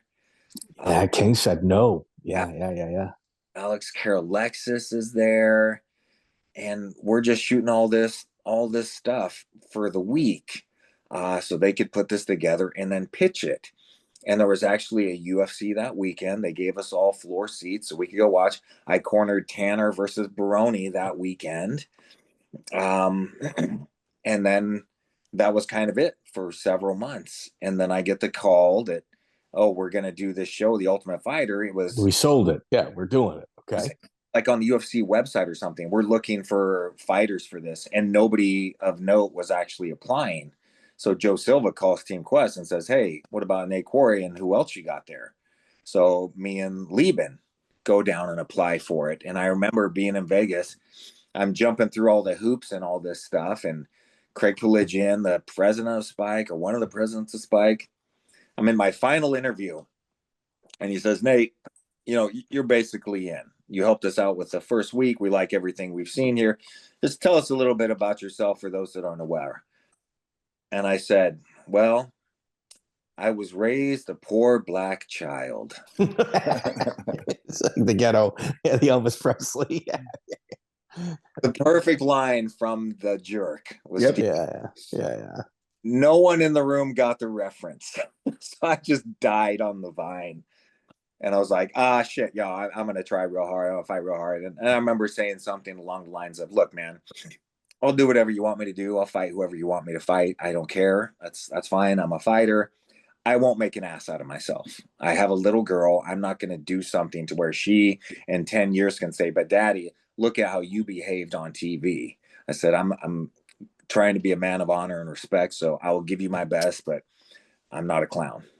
And I guess they needed the straight man for the show, so I was. Yeah, they certainly had the clowns. They had the clown. Yeah. What's interesting to me is you guys start filming in October of 2004, but in April 9 of 2005 is when the finale is.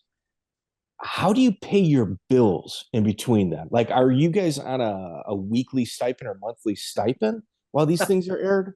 Oh, that's hilarious. No, we got, I think we got $500 a week while we were filming. And I want to say we filmed for 7 weeks.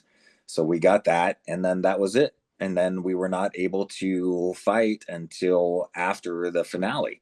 So we were just sidelined. Somebody came up to Portland to interview me while the show was airing. Now, this is the groundbreaking MMA show that made everything else possible. Comes to Team Quest looking for me. Oh, Nate's in the back sweeping. He comes in the back and goes, "What are you doing? I'm watching you on TV. You're here sweeping the mats at Team Quest." And I looked at him. I said, "Yeah, because they'll pay me minimum wage to do this, and I can't get a job fighting. And I'm a single father. I can't get a job on the weekends because that's when I have my little girl. So if I can make $20 here or there, I can make that shit last a while." It was very rough times, and that's why I fought 4 times in 7.5 months in the UFC after that first. Joey, think about this. You're going to be on a TV show. We're going to give you $500 a week. Did you get, when you leave here, we're no longer paying you, but you can't fight to support yourself? Yeah. Yeah, that's criminal. Yeah. Like, yeah, somebody should do something about it. Yeah, you know what I'm saying? Like when people say, "Yeah, Nate Quarry really pissed off at the UFC," I'm like, what this conversation that I just had with you, nobody in the media has ever asked. It's like we've had Bonner, we've had Leben, every single person from that season that we've had. That's the question: how did you make ends meet? Because the UFC didn't help you. No. And while we were in filming of The Ultimate Fighter, I don't know what week we were on, probably 3 or 4 or something, enough that they had done a lot of filming. They'd spent a lot of money on this. They realized they only had the winners under contract, the winners of light heavyweight and middleweight. The other 14 guys were going to be free agents. So they sat us down and explained to us what I just said. Well, we want to make sure we get you guys locked up and we give you the opportunity to fight in the UFC. So here's this contract for you. Usually in the UFC, you get paid $2,000 for your first fight. We're going to pay you guys $5,000 for your first fight.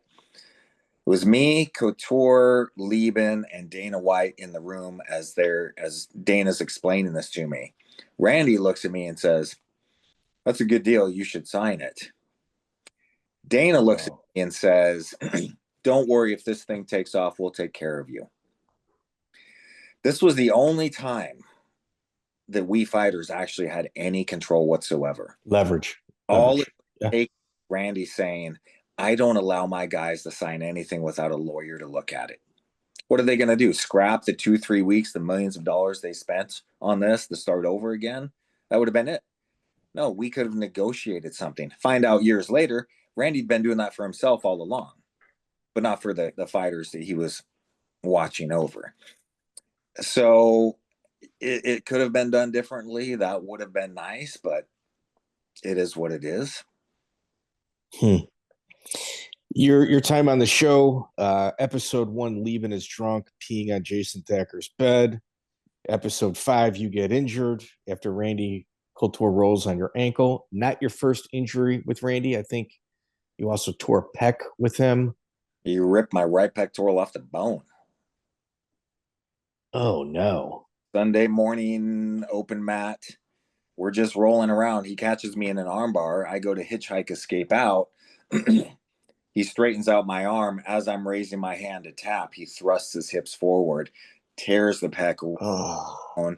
It was literally an out-of-body experience. I could see myself from above shaking on the mat. 6 months recovery, had to get cut open, 5-inch scar where they reattached the pec. It was brutal. And I thought right then and there that might be the end of it for me. I was like, I don't want to go through a life where I'm trying to do something like this and getting so horrifically injured. I can't fight. I can't train. I can't work. I can't do anything. Randy did say, sorry about that, and gave me a free t-shirt a month later. It was better than he did because after I got injured, so Randy shoots a takedown on Alex Schoenhauer, runs him, blindsides me from behind, breaks my left ankle. Alex Schoenhauer's coming up to me, Nate, I'm so sorry, man. I'm like, Alex, you were a passenger on this train. I appreciate the sorry. Thank you so much. It is. And I'm a very forgiving guy, but you have to actually ask for forgiveness. And I've made that statement before. You want forgiveness? Well, there's one key ingredient there. You have to ask for forgiveness, right or wrong. And so Andy comes up to me. I think we were off camera, and he goes, man, Nate, I can't help but feel partially responsible for this. And I'm like, what the fuck are you talking about, man? Partially, you're completely responsible for this. And then he just kind of gave me the look. So interesting side note, have you seen the show Dark Side of the Cage? I've seen some of it. Like it's real surface level stuff. Yeah. So there's a show called Dark Side of the Ring. Done very well. Yeah. Done very well. Pro wrestling. That same crew, they're now doing a show called Dark Side of the Cage. Correct. Yeah. A show on Ultimate Fighter season 1. They brought me down, interviewed me. I'm telling the whole story. They brought Randy down. Chuck was there, all separately. We never ran into each other, but they brought down a lot of guys for the show. So I'm watching this episode. It comes time to talk about my injury. I'm telling the whole story. Here's Randy's contribution. So one of the guys hits Nate from behind and breaks his ankle. Takes a competition. It's just like the worst thing ever. And I'm standing here watching this, and I'm going, one of the guys, yeah, you, man. It wasn't one of the guys hit me from behind. I guess technically he did. You were the one picking him up, carrying him, but he's only 95% at fault.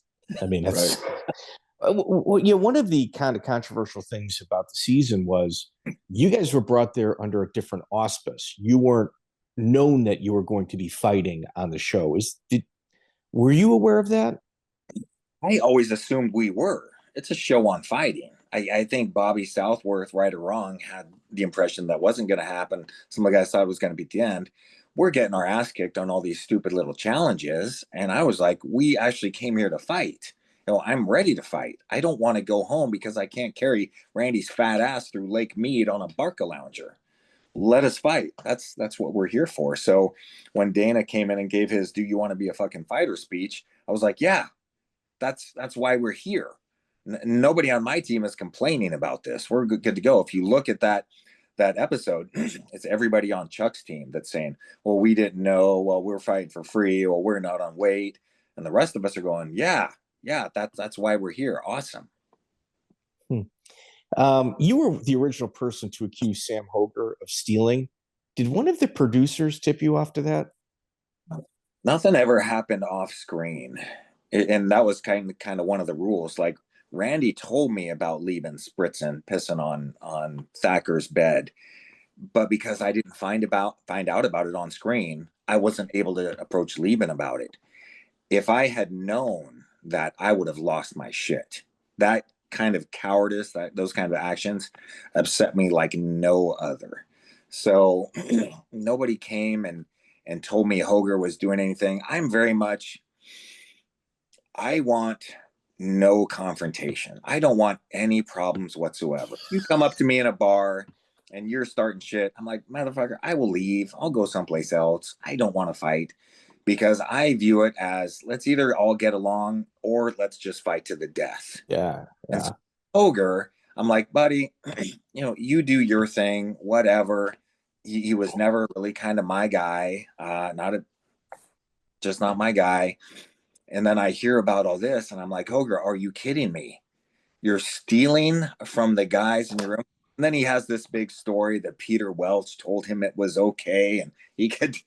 I'm like, dude, just admit it. It was challenging times. Yeah. How would you describe your experience there? It was the best of times. It was the worst of times.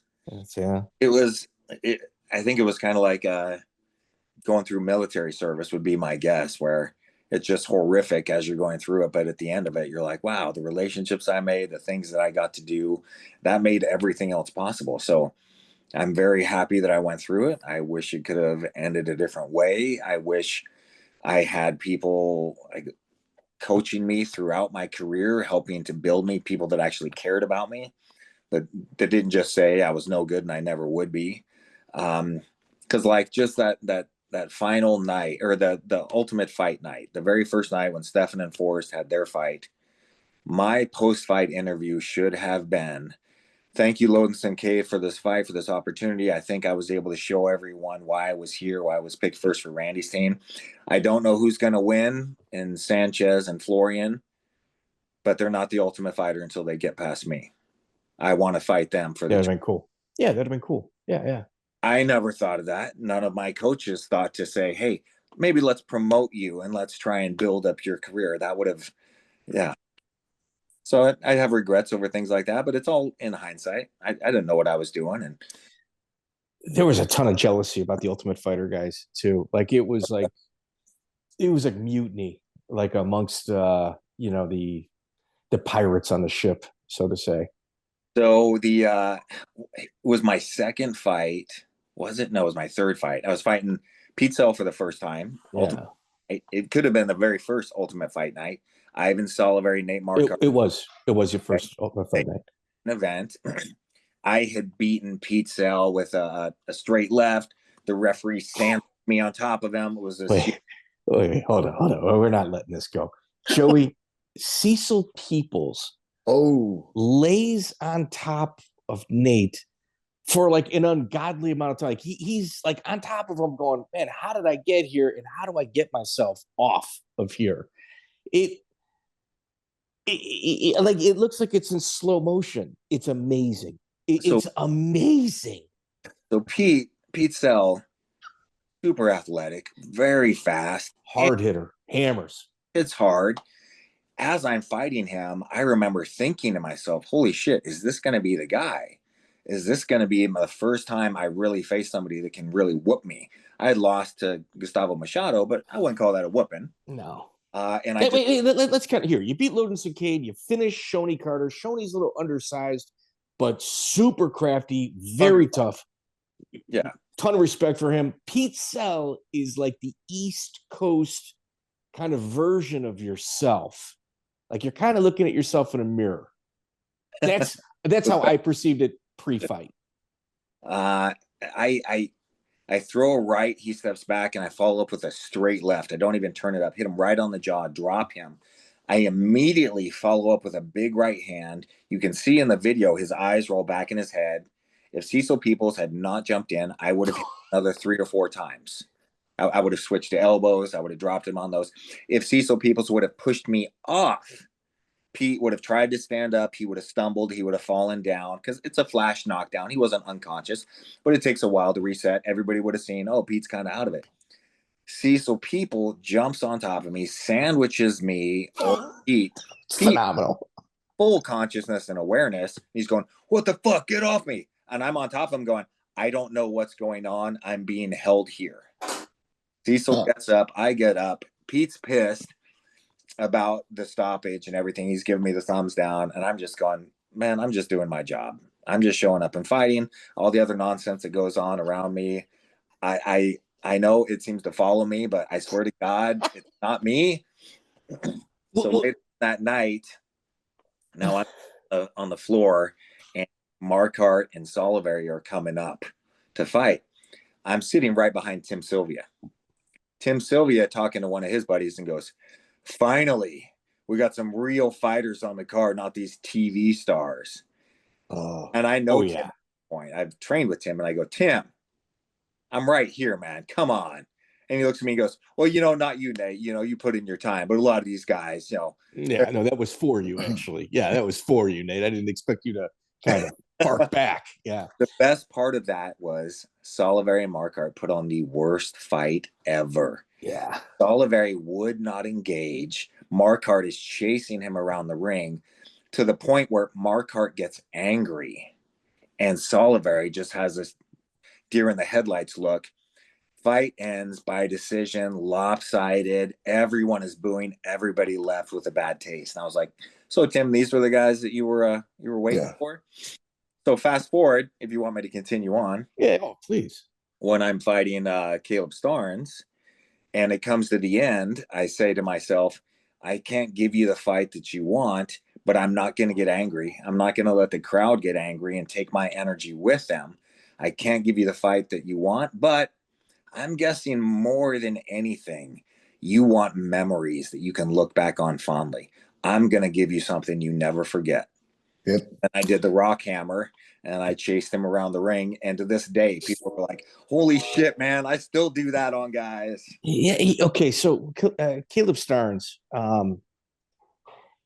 that's an interesting one. And the reason I kind of phrase it that way is you just headed up a monstrous antitrust lawsuit against the UFC victoriously. Him did that. And Kalib Starnes, one of his arguments was, I broke my foot in the first round. I realized I'm not getting paid enough to be here. Did that help plant the seed a little bit? No, I thought it was bullshit. I disagree. I can't see anything. He wasn't limping anywhere in any of the rounds. He was still throwing those kicks. I was just too much for him that night. It's just that simple. And that fight went down. So after my loss to Rich Franklin, I get knocked the fuck out. It's Rich's highlight to this day. Congratulations to him. He put on a great performance. Then I undergo. Well, wait. That's set up for Franklin. No, let's look at it. Lindland believes he's deserving of a title shot. Dana doesn't like Lindland. His FU to Lindland is a guy that's 3 fights into his contract, puts him into a title fight, and it was probably the first crack in Team Quest. Like Team Quest breaking up from an outsider, this is kind of where it starts. At this point, too, Randy had met ex-wife number 3. And so he's leaving Team Quest and going down to Vegas. Sugar-free. And gyms tend to follow the attitude, the personality of the most dominant fighter or coach. Randy had enough self-confidence. He was a good coach. Regulator. Okay. Yeah, he knew what he was doing. Everybody, we had respect for him. Lindland came in. He's an angry dude. If you want to hear the Scotty Smith story, Scotty Smith shows up to fight. He's fighting Saturday, King of the Cage. He comes up on a Monday or something. He's going to get a last week of sparring with us. I want to say it's a Wednesday afternoon. Follis is gone. Randy's gone. Team practice is me and a few of the younger guys, Lindland and Scotty Smith, who went on to become champion in Strikeforce. Decent fighter. Really good guy. Tough guy. Has a tendency when he spars, he goes really hard for 10, 15 seconds. Then he kind of gasses. He shuts down, rebuilds his energy bar, throws hard another 10, 15 seconds, shut down. I know Scotty. I don't have any problems with Scotty. Earlier in that week, he was doing that to me, and he recognized that I wasn't in shape. And I told him, Scotty, go ahead and throw, man. I'm just the start of my fight camp. I know it's going to be rough. Go ahead. Let's just bang. And we had some great rounds. Well, that Wednesday, For some reason, Lindland and Scotty are getting one last round together. I don't know why. We're all just sitting there watching. And they're banging and banging. They're picking up the tempo a little bit here and there. Scotty shoots his wad and he shuts down. He just pillars up and he's just kind of standing there. And you can see Lindland kind of taken aback. And he's like, all right. So he starts kind of pawing at Scotty, not really taking any cheap shots, just throwing light shots. Scotty's energy meter gets back up. Boom! Big right hand down the center. Lindland, who'd been going slow, now his head is rocked. Now Lindland starts banging. So now Scotty and Lindland, they're just banging. They're going from one corner of the mat all the way to the other. Well, Scotty's energy bar runs out and he shuts down. And you see Lindland again, this time go, nope. Boom, boom, boom. Just keeps. Broke his nose. Yep. Scotty realizes now he's in for the fight of his life. So he starts throwing back. Boom, boom. They go from the corner right in front of me now to the far corner up against the wall. Scotty's now completely gassed. He's laying against the wall with his hands up. Somewhere out of the distance, somebody yells, knee. Lindland knees Scotty in the sternum. Just boom. Scotty drops down to all fours. Lindland soccer kicks him in the ribs. Boom. Boom. Now Lindland starts yelling, motherfucker, you try to come to my gym, you try to knock me the fuck out, fuck you. Head stomps him at the base of his skull. Boom. Boom. Twice. At this point, I'm sitting there going, holy shit, Lindland could kill him. He just head stomped this guy's face into the mat at the base of his skull. Somebody needs to stop this. I look around and I'm like, holy shit, it's me. I'm the guy that has to stop this. So I get up and I start walking toward him. I'd never seen Matt this angry. I've got both hands up and I'm just going, hey, Matt, I think he's had enough. I think we're good. Let's call it a day. This motherfucker comes at my gym. He's trying to knock me the fuck out. You saw what happened? Yeah, man. Yeah, I saw the whole thing. Let's call it a day. Lindland throws his shit in his bag and drives off. I go over to Scotty. Scotty looks up at me. Blood is pouring out of his face. His nose is shoved across it. And he just goes, hey, what did I do? Yeah, man, saw the whole thing. Don't know what to tell you. Yeah, let's get you cleaned up. So Follis gets back into town and comes and talks to me. He's like, holy shit. I tell him everything that happened. And he goes, well, fuck, what should we do about this? Lindland's a part owner of the gym. And I said, so do we really have standards that are different, whether you're just a gym member or an owner, or is everybody held to the same standard? What would you do if that was me?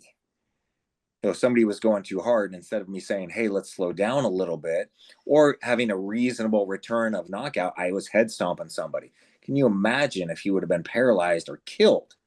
Your career, everybody's career here would be done. And Robert's like, yeah, okay, that's a good point. So a couple weeks go by. Finally, everybody's back in town. End of practice. Randy says, all right, everybody circle up. Everybody sit down. Okay. So there was an incident that happened here a couple weeks ago that we need to address. Matt, do you have something you'd like to tell the team? So Matt stands up and he's circling the outside of the circle of everyone sitting down. And he just is mean mugging everybody. And he goes, with what happened here the other day, if that scared you, I'm sorry. Did that scare you? Because if it did, I'm sorry. And then he went back and sat down. And Randy just goes, well, I guess that covers it, guys. We'll see you tomorrow. Worst apology ever. So we asked Lindland about this in our interview with him, and yeah, it's pretty much. I tell it word for word, man. I'll tell every story, whether I win or lose, word for word, what went down. And that was just kind of the mentality there at the gym once Randy had left, and Lindland was now the top dog, and then he bought out Follis, and Follis left, and then the gym just kind of collapsed.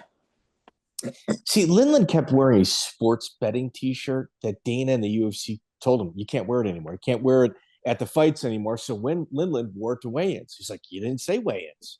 And it was just kind of like a screw you. And if you know Dana White, he doesn't respond well to that.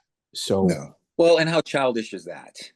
Really, it's like telling your toddler, hey, don't do that. Don't touch me. And they're going poke, poke, poke, poke. I'm not touching you. I'm not touching you. Oh, good job, buddy. I'm so glad you understood the letter of what I was trying to say. No, they still get in trouble. It's that simple. Don't be childish. yeah, your Rich Franklin fight was pretty much the straw that broke the camel's back between you and Lindland. Well, and I remember going and telling him what was going on, and I could see the look of disappointment on his face. And I'm not even going to disagree with him. He didn't play the game enough, and unfortunately, that's how it is. You have an organization that they put on the fights that they want to see, not necessarily the fights that are deserved by the competitors. That's the way that it's going to be. I'd won 3 fights by first round knockout. I had an exciting fight style. I gave reasonably good interviews, that kind of stuff. I could potentially move up. I was known from the Ultimate Fighter. And Lindland was, he actually said, I think he fought Ivan Solivari. And they asked him in the ring, well, why did you not engage in the 3rd round? And he said, if you want me to finish fights, you have to put me on the main card. That's Yeah. So you're not going to fight to your best unless you feel like you're getting what you deserve. I hate playing the game as well, but and I've shot myself in the foot so many times. But at least when it comes to my work performance and my politics, sometimes you got to politic a little bit. Sometimes you have to, and if you're going to raise an issue, don't do it in front of the fans. No. And you what did you get paid for your world title fight? 10,000. Wow. It's criminal. I like to say I bought my 20-year-old salvaged auto Toyota Tacoma with that money, but it didn't pay for the restored vehicle, so it partially bought my truck that I still drive. Yeah, there was a belief that you made like 40K on that fight. I've got the taxes. No, I believe it. Here's Joey. Here's the thing with that bout. Rich Franklin was managed by Monty Cox, incredibly loyal. In order for the UFC to accept him back, as an employee again, he had to sign like an 8-fight deal. Like he signed a slave contract, and one of his slave contract fights was yours. I bet you that main event probably cost them a total of 20 grand total. I bet you he got just as much as you did for that. I remember saying to Joe, I was like, are you kidding me? You're going to pay me that little? And I think I said, give me at least 16 or 20 or something. And Joe said, Rich isn't getting that much. And at the time, they reported the incomes, and I wish I had saved this. But both champions won, Matt Hughes and Rich Franklin, and the entire card cost something like under 250. If me and Joe Riggs had won, the fight would have cost closer to 150 or 200 or something like that. The gate alone was like $1.5 million or something like that, plus the pay-per-view, plus all the ad revenue, all of that stuff. It was just, highway robbery. They also used to make your corners pay to work out at the hotel gym. Well, that was one of my biggest meltdowns at the UFC. This was after my final fight. I'm cornering Leben at the Palms. He's fighting Akiyama Sexyama. He had just fought. Great fight. Aaron Simpson 2 weeks before. I was now a part of Leben's camp, helping him to stay sober, one of his training partners and coaches, and just trying to help him be successful and pull himself together. After the Aaron Simpson fight, Dana called him, wanted to fight Akiyama. So Leben, me, and our mutual agent are all on the phone, and the agent's going, I don't think you should take this fight. It's too soon. Leben is saying, I don't think I should take this fight. It's too soon. I'm too stressed out. And I said, guys, I'm going to give you both a call. Let's end this. So I called Leben separately. I said, so you don't want to take the fight? He goes, no, man, it's been too soon. I'm too stressed out. I went, cool. So if the UFC offered you $1 million to fight Godzilla in Tokyo tomorrow, you'd say no. He goes, well, no, for $1 million. Yeah. I'd say, okay, so it's not that you don't want the fight. You want to be compensated. Give me a number. He says, 250. Cool. So I call our agent. I tell the agent, First off, you never tell a fighter not to take a fight. That's my job as the coach. You believe he can beat Godzilla in Tokyo on a day's notice. So he wants $250,000 for this fight. You're going to call Dana and give him those demands.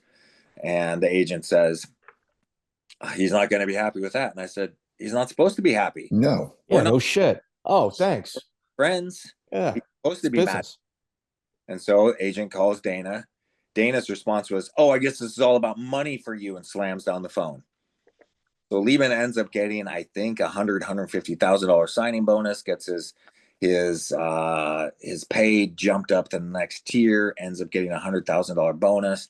So I helped Leben make, between that fight and the Aaron Simpson fight, about $500,000 in 2 weeks. Awesome. For that fight. And then that was the last fight I ever cornered Leben for. Well, if you look at your cornering credentials, you also cornered Leben versus Joe Dorkson in May of 2004. It was actually a fight of the year candidate. It was on Freestyle Fighting Championship. You also had Chael Sonnen versus Babalu. You had Couture versus Rico Rodriguez, Dan Henderson versus Arona.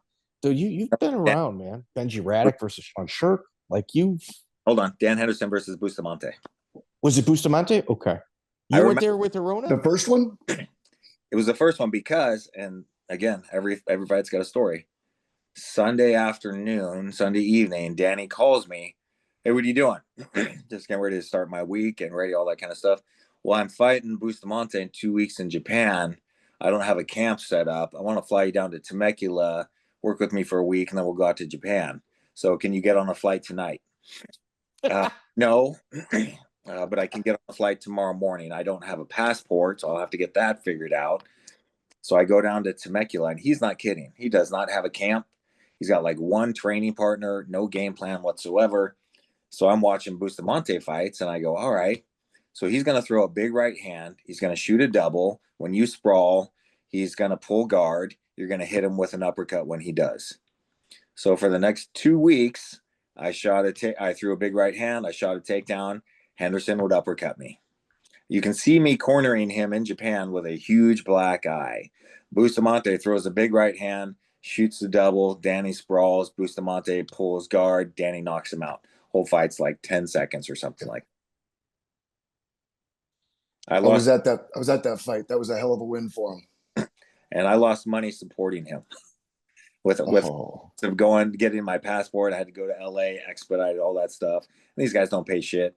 We landed and he got paid $90,000 in cash and gave me a bunch of money to bring into the States with me and then give them back to him when we got across the border. Good times. Yeah. Bustamante left with the UFC belt and went to Pride, and he loses to Quentin Jackson, loses to Dan Henderson. Like they really wanted to try to do Bustamante wrong. On Gladiator Challenge, February 18, 2003, it says you fought Karl Malenko.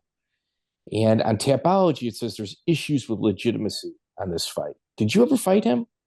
No. So that's the night I fought. You said his name earlier, Lopez? George Lopez. So who was the guy's name you just said? Karl Malenko. So it's showing that you fought twice in one night. No, so I'm training for Karl Malenko this whole time. He was a Pride fighter. He was going to be a big fight for me. So I'm busting my ass getting ready for this. I get there and I'm told he's injured. He can't take the fight. We found this replacement for you, Lopez.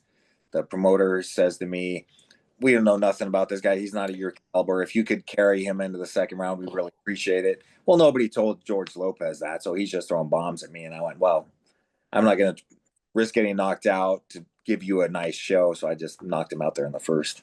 Okay. Yeah, dude, your record's interesting, man. Your record's interesting. Sure. After Franklin, you take 2 years off. You have back surgery. Was it New Wave? Who was your sponsor for that? They had a XLIF, extreme lateral interbody fusion, where they came in from the side and fused me. And 22 months after Franklin, I was back fighting Pete Sell in the rematch. Yeah, Oren Hodick was your manager at KO Reps. You were one of his first clients. Oh, yeah. Oren and Gary Ibarra. And then they split. and they gave me the option on who to go with. And Oren spent our whole conversation bad mouthing Gary, and Gary spent our whole conversation saying, "I wish you the best, and I will work hard for you if you choose to go my way." So I went with Gary, and we're friends to this day. He was in my wedding.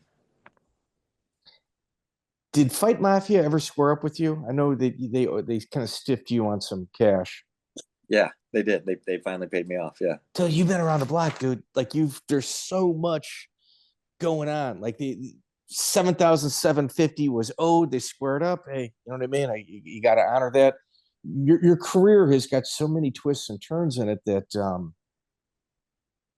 yeah, it's pretty wild, man. That's pretty wild.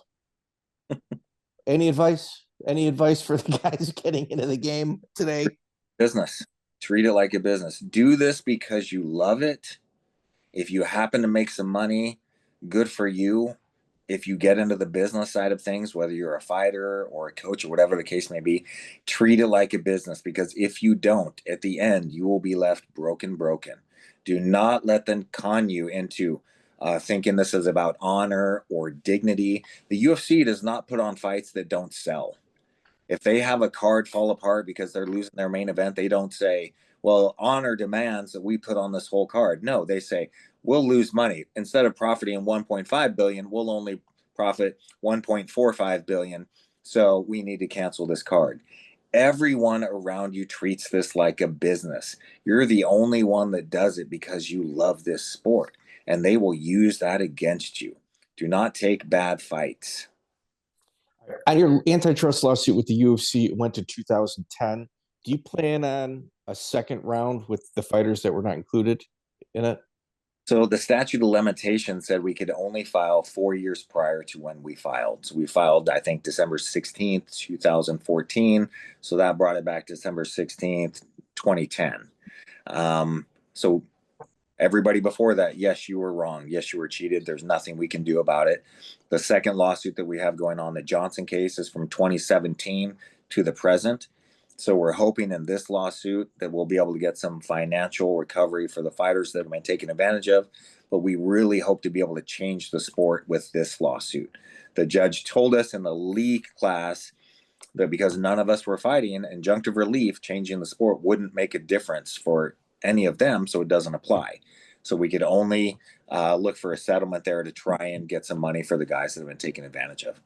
Hopefully we can change the sport with the Johnson case. The real change that we need is the Ali Expansion Act, where we're very close to having that passed 8 years ago. And then we had a change of occupancy in the White House, and that occupant is best buddies with Dana White. We had 58 signers on our bill, more Republicans than Democrats, and Trump killed our bill. Congressman Mark Wayne Mullen, who said that he was promoting this bill because this was his calling. He was going to change the sport. He did not like the way the UFC ran its business, and he was a former fighter. He wanted to give fighters the protections that boxers have. Now he has said, Senator Mark Wayne Mullen has said that he will not reintroduce the Ali Expansion Act as long as Trump is apparently alive or in office. If we tried to go around him, he would kill it. And so if we have a country in 4 years, maybe we can reintroduce the bill. I seem to be realistic, leaning on the negative side of seeing things because I've seen how this goes and the cronyism. So I'm hoping that we're able to get this reintroduced. Unfortunately, Dana White and other wealthy people are going after the Ali Act that actually protects the boxers. So hopefully we'll even have that in the next couple of years. When was the last time you saw Dana White? I saw him just in passing when they did like a reunion for us. It was like a 17-year reunion for some reason. And he was in the adjoining restaurant sitting there. I did not go up to him. He did not come up to me. Joey, do you remember like the Stephan Bonnar quote at that? Yes. Oh, yeah. Stephan Bonnar walks in and goes, "I'm just surprised we're all still alive." Oh, Eerie. that's dark. Yeah. Us too, Loden and Stephan. Yep. Wow. Hey, Quarry, dude, we took more than our allotted agreed upon time. Hang on. And before we let him go, let's cut a commercial for Venti Cafe. How did Venti Cafe come to sponsor you?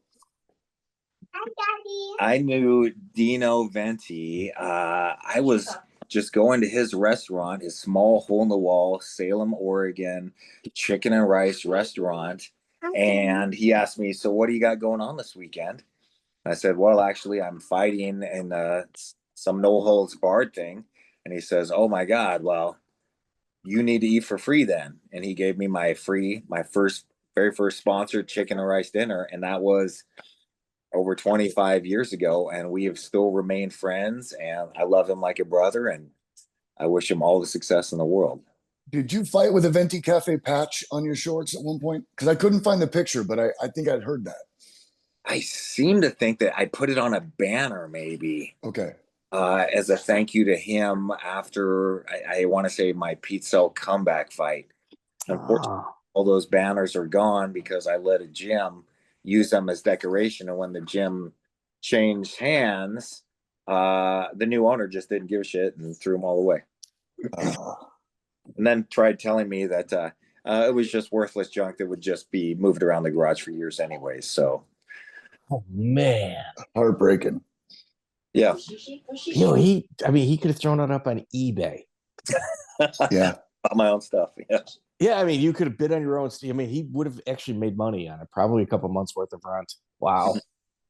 Instead, he threw it away. Yeah. Hey, Quarry, your character has carried from the independent grind to the Ultimate Fighter to even today. Like, you've never wavered. Like, your compass has never wavered. It's always pointed due north. Greatly appreciate your contributions both inside and outside the cage. Well, thank you so much. I appreciate that. It has been a very difficult journey at times. I just kept repeating to myself, I'm going to do what I believe is the right thing to do, regardless of the consequences. Because at the end of the day, I'm the one looking at myself in the mirror. And I want to know that I stood up for what I believed was right, whether it was fighter pay or fighter rights or just being a good human being. It seems like such a simple thing to do. Young men, go to therapy, figure out some of your issues. You're not a victim here.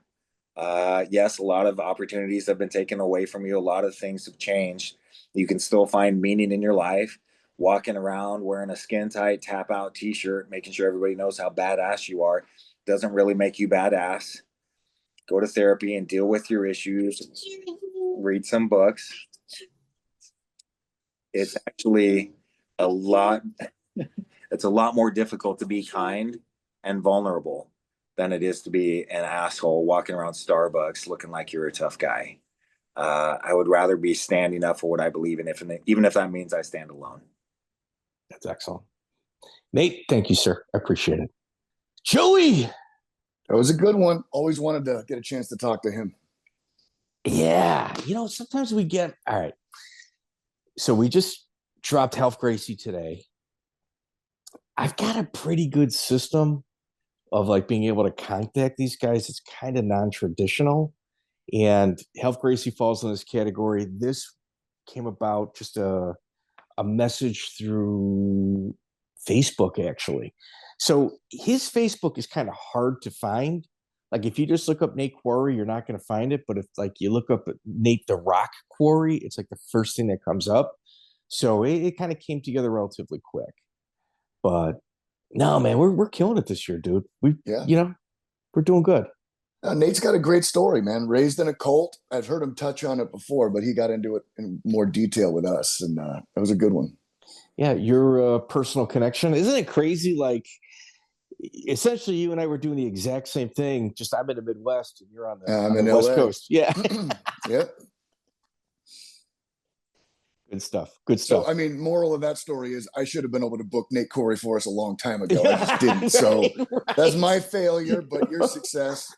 Right. So I got actually another question for you. Let me pull it up. How old is your oldest child? My son is 6.5. So he's too young for a phone. Oh, he's going to be too young for a phone for a while. Yeah, why? Okay. I think you may have used your wife's phone to leave another review. I don't think I did, but I'm read it. I'll tell you if it was me. Okay, so love this podcast. Happy Valley Kid. I thought you used your child's phone, so this is legit. No, it's legit. That's not me. Yeah, I'm like Happy Valley Kid. I'm like, Joey used his kid's phone. Okay. Why? What'd they say about me? No, what a great podcast. MMA detective Mike Davis is an expert on the history of MMA, including the regional scenes, and he conducts in-depth, interesting interviews.